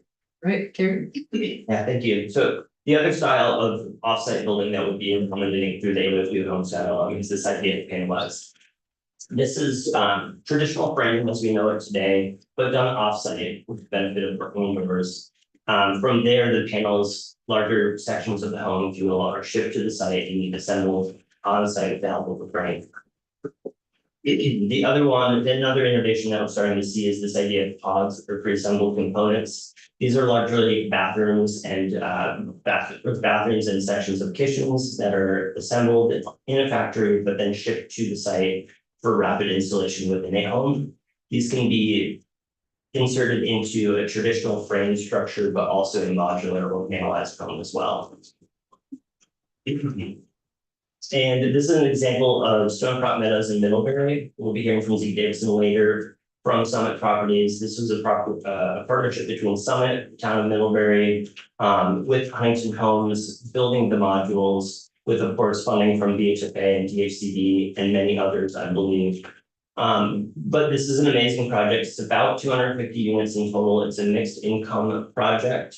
We've got a photo here of the first 6 townhomes that are done and occupied now. Amazing to hear that these first townhomes were set on site in days, really.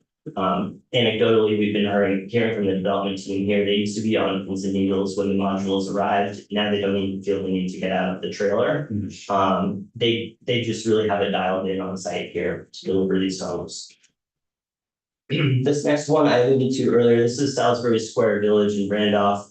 These are quadplex buildings that you see here.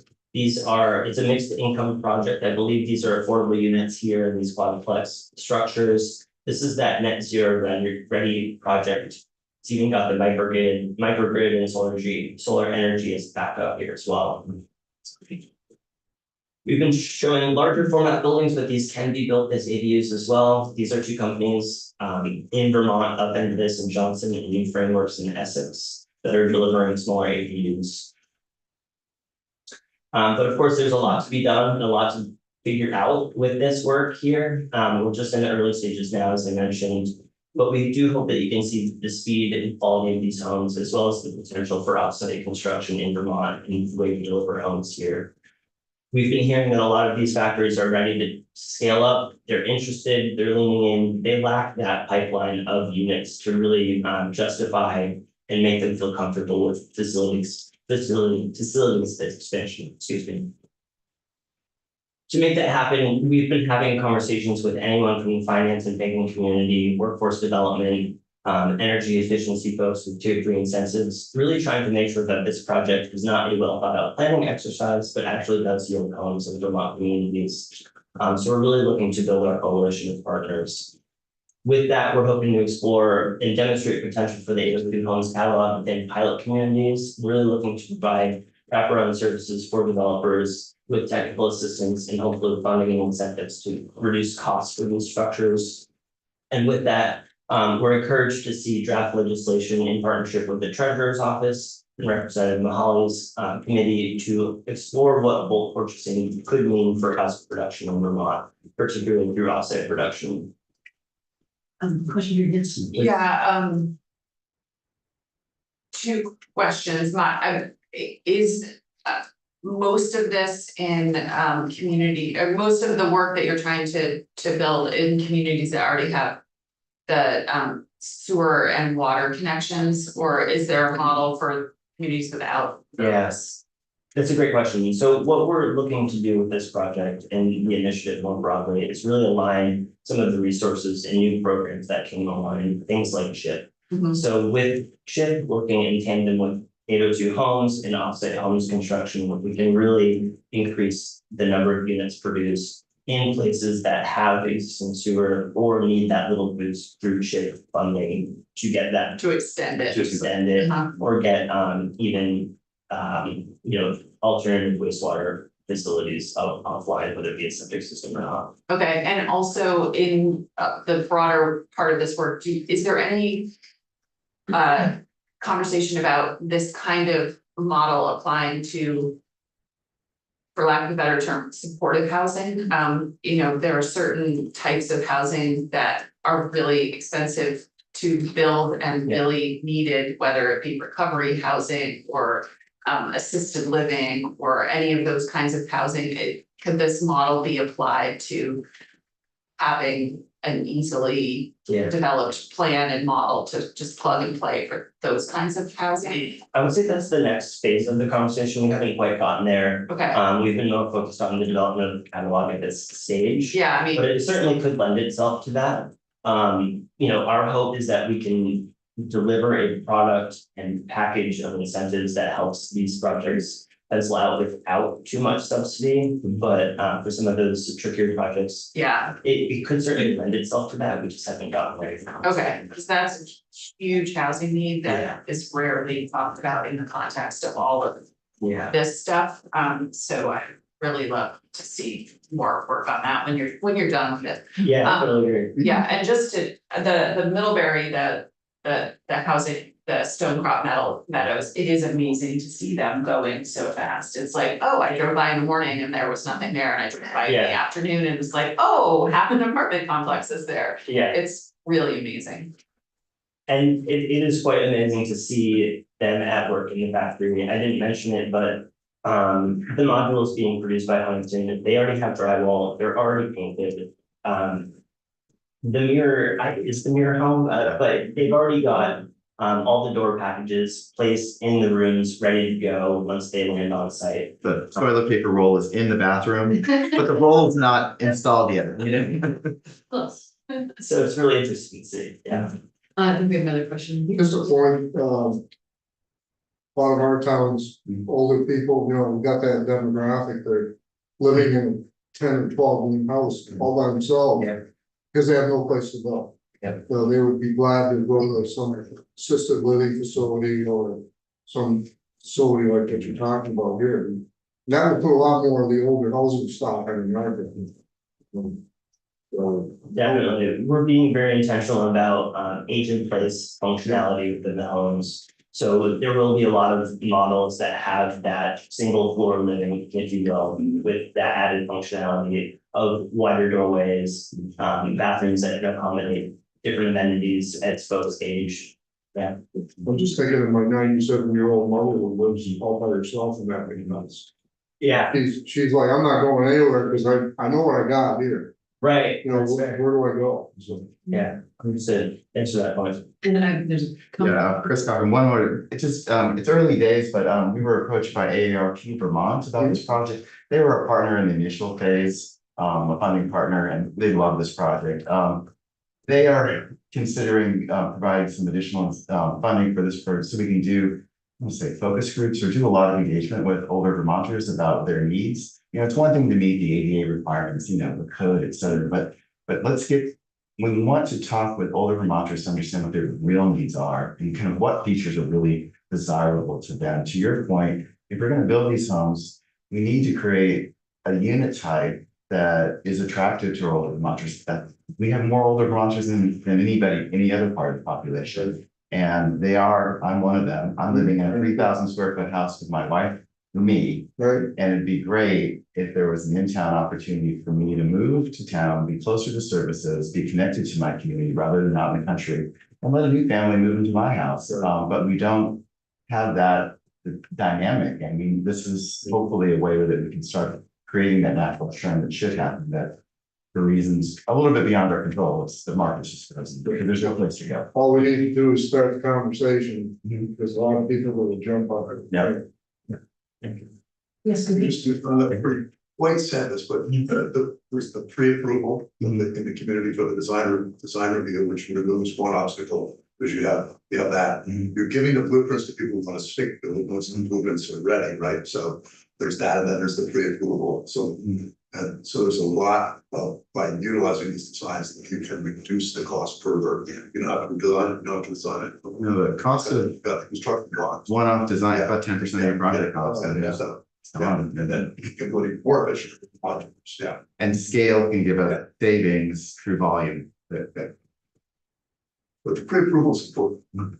That's a cool part of it, yeah. something to add over here, yes. Really quick, Deputy Commissioner April Millard, just on your theme of all that, this is because of all the work that's been done over the years. And in my presentation, I failed to mention that CHIP is launching this week and going to be taking applications. So like, this is real and there's real momentum. So I just wanted to make sure I got that comment in. Thank you, yeah. One more slide and I'm done. We've been in conversation with a lot of different partners. It's been really encouraging to see a wide variety of folks across the building trades and development world leaning into this project and initiative. This is a look at folks that we've reached out to. These are either folks and firms that have agreed to support our design team from a more technical aspect, like construction and engineering, or folks that are more on the state side, helping us make sure that we get this right. And that we select signs that are going to meet the needs of Vermonters across the state. And other folks are even folks looking to support the developers themselves with things like incentives and funding to hopefully reduce the cost of construction. Okay. From there, so there I'll leave it. Got any other questions? We'd love to. Yes, go ahead. Just, are we looking at maybe building some or repurposing some of the old manufacturing facilities we have? Exactly. One of my district, Yeah, so Peter I've Snyder, heard a lot of talk about it, but I haven't seen much move. there's an RFP out, that's my understanding. So Peter Snyder from the EIC, he's a technical advisor of ours and he's been helping with the project. I understand he's been working with Fairhaven directly to try to find a team that would go into that facility. And that's exactly the hope of this project, that we could create a pipeline that could help make that more feasible for somebody moving to that facility.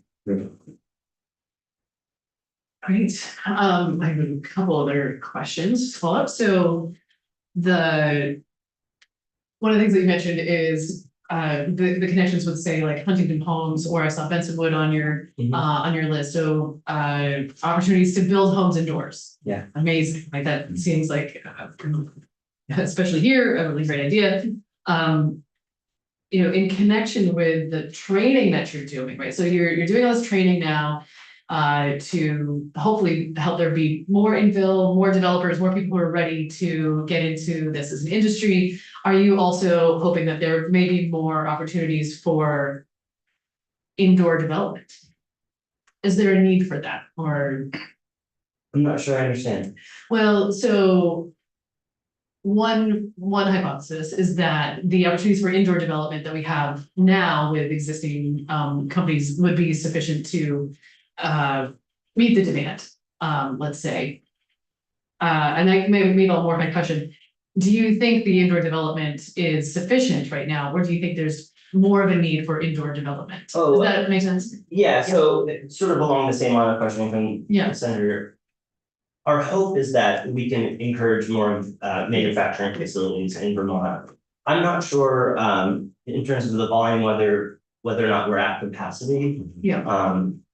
Our hope is that we can build enough homes where there are more companies looking to enter this market. We've been in conversations with offsite manufacturers in Greater Boston, and they're curious about the Vermont market. Like I mentioned, we really just need to demonstrate that pipeline is definitely the door here. Something. Chris Stockton from the department. Huntington Homes, in East Montpelier. I encourage you to check them out. Jason, the guy that we talked to there, he told us back, I want to say in the 90s or maybe the 80s, they used to run 2 shifts. He's got a huge facility with a high overhead cost, and he can't justify another shift until he has that pipeline. So that's our hope, that we can actually get more out of our existing facilities. The opportunity in Fairhaven is another one. Can we create more sites? But there's also a regional network of people that can meet these needs. Our idea is we're agnostic. However it wants to be built, we just want to make sure that the community is supportive of building new houses in these infill sites, that the process is turnkey and easy as possible for anybody who wants to develop. And if we can get the means of manufacturing changed in the process and make offsite construction more mainstream, that's just icing on the cake. Rutland has the Habitat for Humanity meeting down there. They actually have a ribbon cutting Monday, and they're gonna be opening up a new facility, they're gonna build modular components. Nice. For building houses. So, Yeah, and we've heard anecdotally that they have explored modular construction to deliver homes through their network. It's certainly a possibility, and it's certainly encouraging to hear that they're taking that So stuff. we're doing. Yeah, it's awesome. In Colorado, the Habitat group just bought an offsite manufacturing facility to build their Habitat homes. One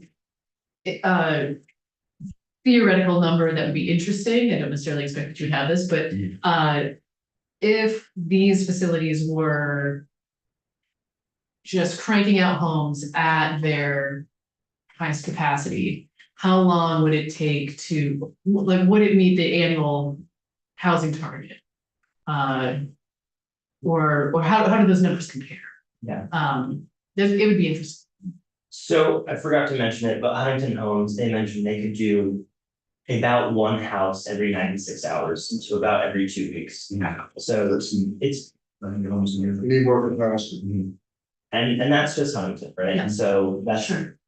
but just a quick. That's helpful, just in terms of scale. Yeah. Super. Any other follow-up questions? I guess I would also just add, this is very exciting. It's very encouraging, without needing to, cut corners on process, or regulation, I suppose, getting the pre-approval makes so much sense, making all these systems streamlined and more efficient. Seems like it's gonna be, a real help. So, yes. And maybe, because once you start it, it'll catch on. Back in that chart that I talked about, back Agway and Grossman's, they built pre-cut packages from homes. And if you go to where I live, most of the houses outside of a tier 1B area were all ranches and raised ranches.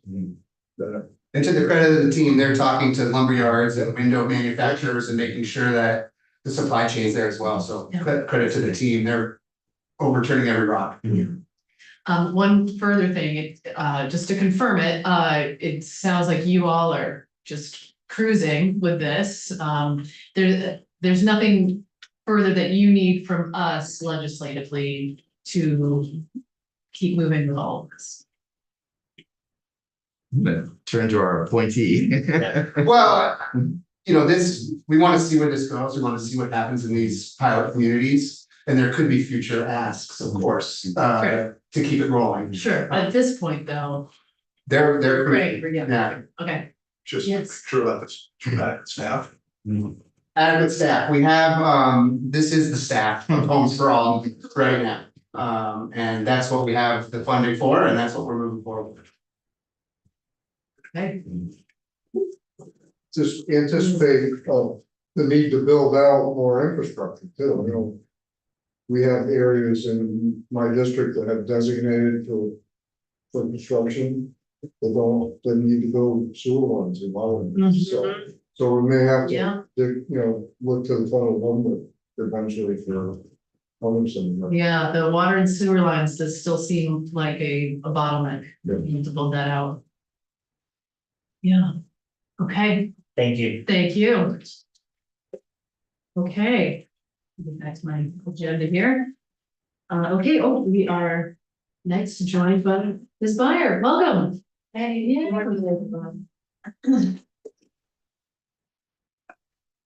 For the record, I'm Kathy Byer, Senior Vice President at Evernorth. I haven't been in here yet this year, so it's nice to see you all. See if I can do this correctly.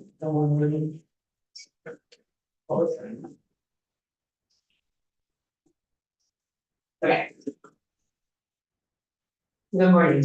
I was asked to, just to, as a reminder, Evernorth works to create affordable housing in actually northern New England, so Maine, New Hampshire, and Vermont. And been doing it for over 35 years. And here in Vermont, we always partner with what we call our local partners, so that's Downstreet Housing in Central Vermont area, Cornerstone over in Rutland County. And we aim to build in every corner of the city. And this is multifamily housing. This was a great presentation, but it's more for the single family duplex quadplex. So now we're shifting to larger buildings, the multifamily buildings. We have 180 units under construction right now, and we have 330 units in pre-development, meaning they are on the march towards getting to construction. I was asked to speak on 4 areas, and the first is has the Home Act 181 reduced regulatory risk? And I'll just say, in my role, I've been doing this a long time, I have been involved in many permit reform efforts, probably too many. But, and I was on the NRV steering committee that precursor to Act 181, and I can say that for the Home Act 2023 and Act 181 are in fact resulted in more housing getting built in a more timely fashion. So congratulations, thank you very much. I'm gonna give you our best example, which is planning to start construction in June. So with our partner, Wyndham and Windsor Housing Trust, we are currently bringing forward phase one of what's called the chalet apartments. So if you're familiar with West Brattleboro, you get off the exit and it's Route 9 starts heading west, and actually not that far off, you come to South Street, and that's the location of chalet apartments. When we, this has to be done in phases, it's in total build out 71 new homes and 8 of them are home ownership units. So up here, phase one is to the right of the screen. In the middle will be the home ownership, and then phase three, I have my map in front of me right now, will be an additional affordable rent. So one of my favorite things under the home act, I really like duplexes by right and quadplexes by right. But minimum parking requirements of 1 space per unit if you are on town water and sewer.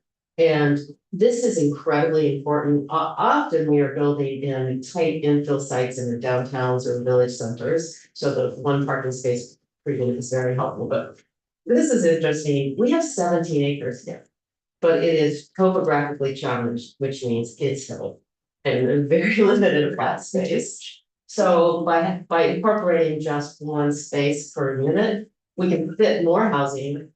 And we have the added benefit of less impervious, so less stormwater. So it's a good thing on many levels. Yay. Yeah, I know, I like that one. I don't know if anyone was thinking about stormwater when we said 1 space. So here's our building. I don't know why it's all white. But it's a architect's rendering, and since it's snowy out, it's appropriate for the day. This phase one building, as I said, is 31 apartments. And when we started on permitting, what we do is go to get a jurisdictional opinion related to that. And this was unfortunately just on the heels of the passage of Act 2081. And the JO verbatim, this is the statute you passed, said that you could do up to 75 units if you are in one of the growth center areas, including designated neighborhood development area, which is what we are in, on public water and sewer.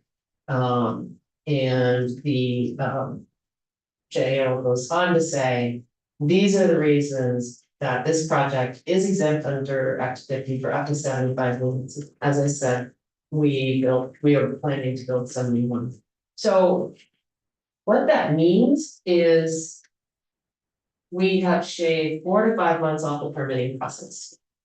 We now don't have to pay an Act 50 permit fee, which for this build out would have tripped the maximum of $180,000. And probably most importantly, due to the exemption, there is no risk of appeal. So it's very meaningful. The projects can benefit from this exemptions in the new Act 181.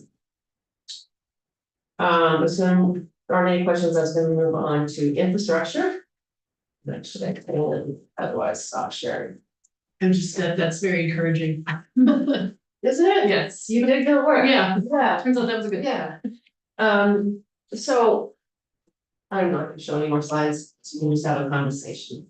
So infrastructure. I say this all the time, we need more land on town water and sewer. It is very difficult to find developable land for town water and sewer. So big picture, we need more capacity caps. It is too early to assess the impact of CHIP. Right, applications associated. Yeah, so Not live quite yet. I can't really comment on that, I just want to acknowledge that the way CHIP is structured, it will bring greater value to housing developments that have higher price homes. It's just how the legislation is structured. So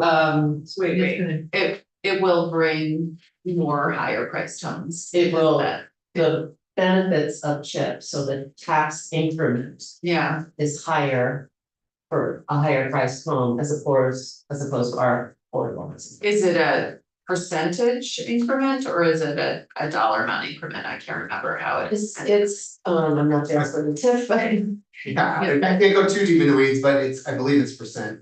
And then if you are building affordable units, you can retain a higher percent of the increment. So I don't know if these are the exact numbers, maybe I won't say them on the record, but X percent. If it's market rate, you can retain a higher percent of the increment that's affordable. yeah, that's, sorry. Sure. It's the increment itself that's higher for market rate housing, right? Correct. Because it's a higher value on the brand list. Right, so the dollar amount is bigger because the house is worth more. Yeah, so, but it is a percentage base, so. Of the increment, and again, I'm not an expert. If you include affordable housing in your development, that meets certain definitions, you get to say the developer gets 85% of the increment. If it doesn't have that affordable component, it gets I think 70. the 7. Neither of us are on the record on this. Okay. Jesse would be happy So to. it's a higher percentage for affordable housing, it's just a larger dollar amount because for the Yeah, non-affordable. the pool's bigger. But Yeah. maybe this, It's the way the legislation was. Yeah. structured. Like I said, next year, hopefully be able to come back with it. But I don't have one right now. We just started to talk with towns about it. Even come here. So I have to bring this up, is that, we hear the rumor about $600,000 units. So what cost per unit is this chalet? Chalet, I'm sorry, I don't have it with me right now. I think it's around 560,000 a unit. It has some, unfortunately.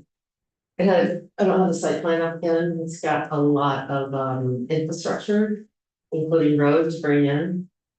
And we have to, I don't know if you're familiar, there used to be a hotel called the Dallin Chalet. Remember that? Have you ever seen it? That's the property. And there's some costs, there's some costs associated with, we can't take the whole thing down for historic preservation reasons, so it has some added costs. So there's a destruction permit too that has to be achieved, right? You have to demolition permit. Yeah, So- that hasn't been a problem. We can come back another time to talk about construction costs and we certainly use panelized and construction. So the third item I was asked to talk about was alignment of housing funders on designated centers. And I just want to say, this commitment to working in our downtowns, our village centers, now our neighborhood development areas, it's been going on for over 25 years, right? And it's just one of the best things we've done. And really, if you look around, you see the evidence in our village centers and in our downtowns. And I grew up in Iowa and they're trying to have a downtown program, but believe me, we're 25 years ahead and the impact shows. Really it's built upon itself, right? It started as a downtown program and then added village centers, growth centers, NDAs, and then particularly the housing funders, like the Department of Housing and Community Development, said we're gonna prioritize funding when you're building in these areas, and it's been and the planning that's come along with it, and so it's just been layer after layer of reinforcing this. And I think and then we got the exemptions under Act 350 if you're in these festival. So it's just been a really successful and impactful. No surprise when we build, particularly in tight parcels, it's more expensive than a flat site, so and often they have brownfields contamination. So it's more expensive, but I love this data point. People who live in our downtowns drive 30% less than the average Vermonter. And not only is that great for our residents who don't have to have cars, But it's a huge win for climate change. The last area I was asked to speak about are remaining barriers to scaling affordable housing production. And again, I think the department, the work the department's doing is addressing a key part of that, you know, particularly. I'm working on more of like larger multifamily buildings, and you know, it's just 30-unit apartment building in some communities is not going to fit. It's not what that community needs. And that's where, that's why it's important that we are trying to address all sizes of housing and quite frankly, also, at all affordability levels. I just have to talk about this. It's a federal issue, but I really want you to be aware of it because it is the biggest barrier that affordable housing development in Vermont is facing for 2026. And it's called Build America, Buy America, BABA. And for any project that is now using the CDBG program, home or housing trust fund, those federal dollars that come from HUD now have attached to them what's called BABA compliance. And BABA originally was applied to infrastructure projects, so building roads, bridges, extending water and sewer. And quite frankly, it's much easier to implement that for an infrastructure project. It doesn't have as many components, as now we are looking at multifamily housing that has hundreds of components. And we need to try to domestically source those. One of my favorite, well, we say the examples, well, first of all, there's almost no elevator made in the United States. And also heat pumps, which we've been trying to electrify our building. But then just small things, we have a building where the door stops, there was no BABA compliant door stop, none were made in the US. And you know, the theory behind BABA is that we're trying to incentivize domestic production, manufacturing, which is a great goal. But applied to affordable housing, it was done with a bit too much of a blunt instrument and needs a scalpel. And so I would just ask, if you are talking to our congressional delegation, bring up BABA, because there is the ability to say, we're not asking to eliminate BABA. We're asking to go back to the old definition where it applies to infrastructure and doesn't apply to affordable housing. I just had a couple other ideas for you to consider. One of them is I talked briefly with the regional planning commissions about it. Karen was in here, let's go. So this needs more discussion, but I will say that when we go to our local DRB hearings, in some communities, the zoning administrator might be part-time, or the DRB chair might be fairly new. And if the project, if we know, you know when it's gonna be contentious, you know when the first period.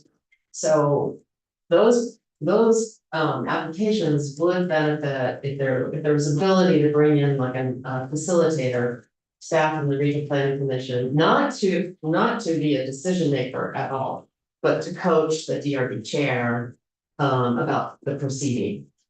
Because it's often easy for those proceedings to go off the rails. The rule book is the zoning ordinance, and often the conversation starts going a very, very far away. So that is one idea, but it's a very, I'd only talked with a couple of the RDCs, and I'm sure they would have a much more informed viewpoint on that.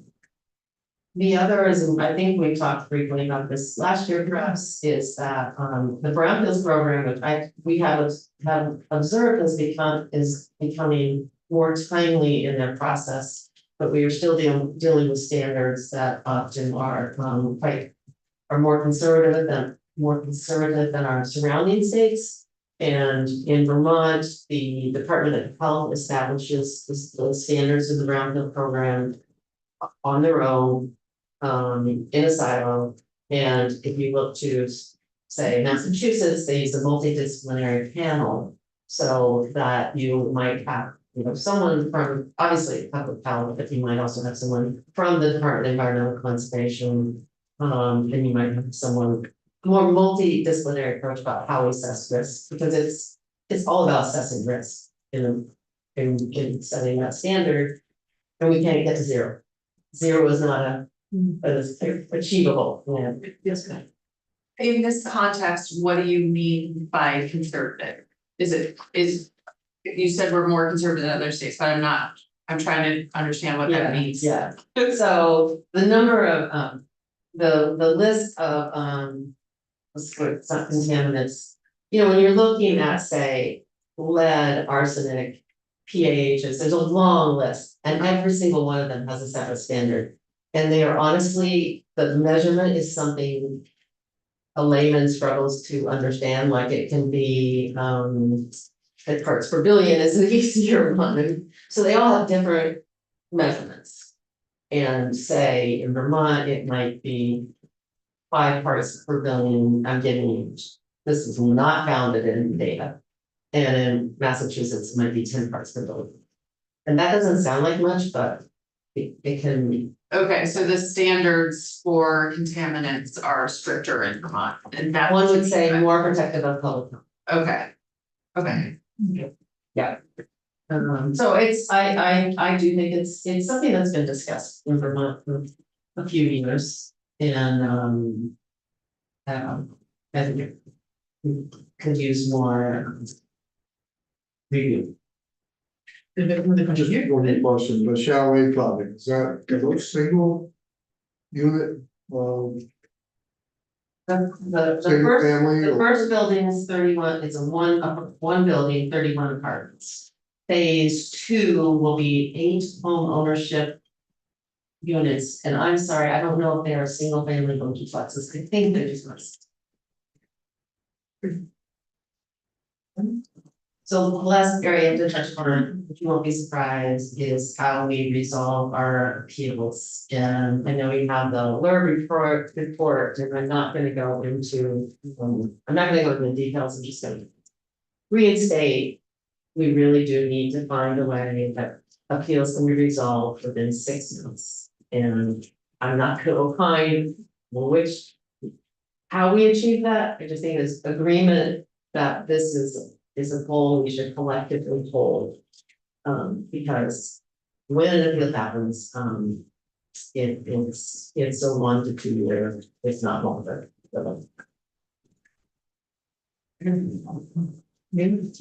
Okay, super, thank you. Thank you, I really do appreciate all your efforts. Same thanks. Thank you. Okay, so I believe that our next witness was not able to join us. So we are otherwise done, but having just heard all of this, any comments from the committee, thoughts, takeaways? Yes, good. Well, first of all, thank you to the two of you for setting this up. This was really helpful to have this sort of framework. So it's really nice to hear that things that we've done are working. And because that's sometimes not the narrative that you hear out there, or even in here in this building. So it's really nice to hear how things are progressing and that we are doing some work that is like first in the nation at work in some areas. So thank you for setting this up. And then my second question is what is our, I know we have the appeals potentially, the appeals question, but what else is going to be working on as a committee? That's a great question. So actually, to that point, anticipating that we will have a bill, a committee bill to discuss tomorrow. That's about yet another idea that we haven't talked about yet. And just because of the timeline of how that needs to work, recognizing that it is not done and that, we can improve it in any way that we want, and anticipating that I would love to vote it out tomorrow to bring it back here for further work. Does this make sense? What is the bill? It's about, roughly, yeah. So, it's linked to a Let's Build Homes, initiative. Specifically around, root zones, so, we can talk more about that and. I'm sorry, Let's Build Homes? It's the, Certain type of homes. no, they're an organization they're a housing No, advocacy. but you said specifically around something kinds of home. Oh, I'm sorry, root zone, it's a different way to think about. Basically a pre-approval process, potentially, so, we'll be talking more about that tomorrow, so happy to. Okay, I apologize that it's all kind of come together pretty quickly. okay. And happy to, yeah. Are we also talking about the appeals process or is another community tackling? Or? That is something that I think we can have further conversation about. Okay. Yeah, so more to come on that. Got it. Yes, right here. So I'll rain on the parade, because I like what I heard today, it's really impressive that we're making good progress, but. For 71 units, at $500,000 per unit for a single apartment. I know someone who just built a home, put in a septic system, a well, bought the land, and built a home for $350,000. If you can build for $350,000, we could build 102 units. So what are we doing to try and get the price down? Where's the money? I want to know that, my constituents want. Do you have thoughts on No, I was gonna say, Kathy, but, was on that Thursday, I think if you'd like to have a discussion about construction costs, it might be good to. You know, use some data and. it? Sure, 500,000 per unit. Big deal. yes, Does your constituent build it themselves? They had it built by somebody. Okay. Cause I mean, I think I'm gonna speculate, but I think most of the cost is in labor and materials. And so, Definitely. yeah, I mean, and the materials cost, so much of that cost is not something we can legislate, so. But this is bigger than a single part. This is a home. Yeah, no, I understand. Well, an apartment is a home too. So that it is more of a special probably than around it, but it's also true that the housing that's being built, the full housing is built to be like a 100-year house and really high quality and really good cheap work. So it's a choice. There was a I don't know. It's probably not, it's not productive until we have the presentation. but it is an interesting question, you know, looking at a typical home, going up. In 2026, what is the breakdown of the costs? Yeah. That would be interesting. Yeah. Okay, maybe we can take some further testimony on that. Okay, well, thank you. A lot of appreciation to you, Senator Bidart, for thinking through who would be good to hear. I just think that the Innovative Homes is like really long-term, careful, hard work. That actually is the stuff that gets housing built off, not the planning. That's really what I'm seeing in this, and there's the tool we talk about, but all of the components of this, the real possibility it's generating is really very. Yeah. And it's just because of taking a whole different attitude about making it happen, my friend. So I'm deeply impressed. So, Same. yeah. So. Super. Okay. Any other thoughts or comments? Okay.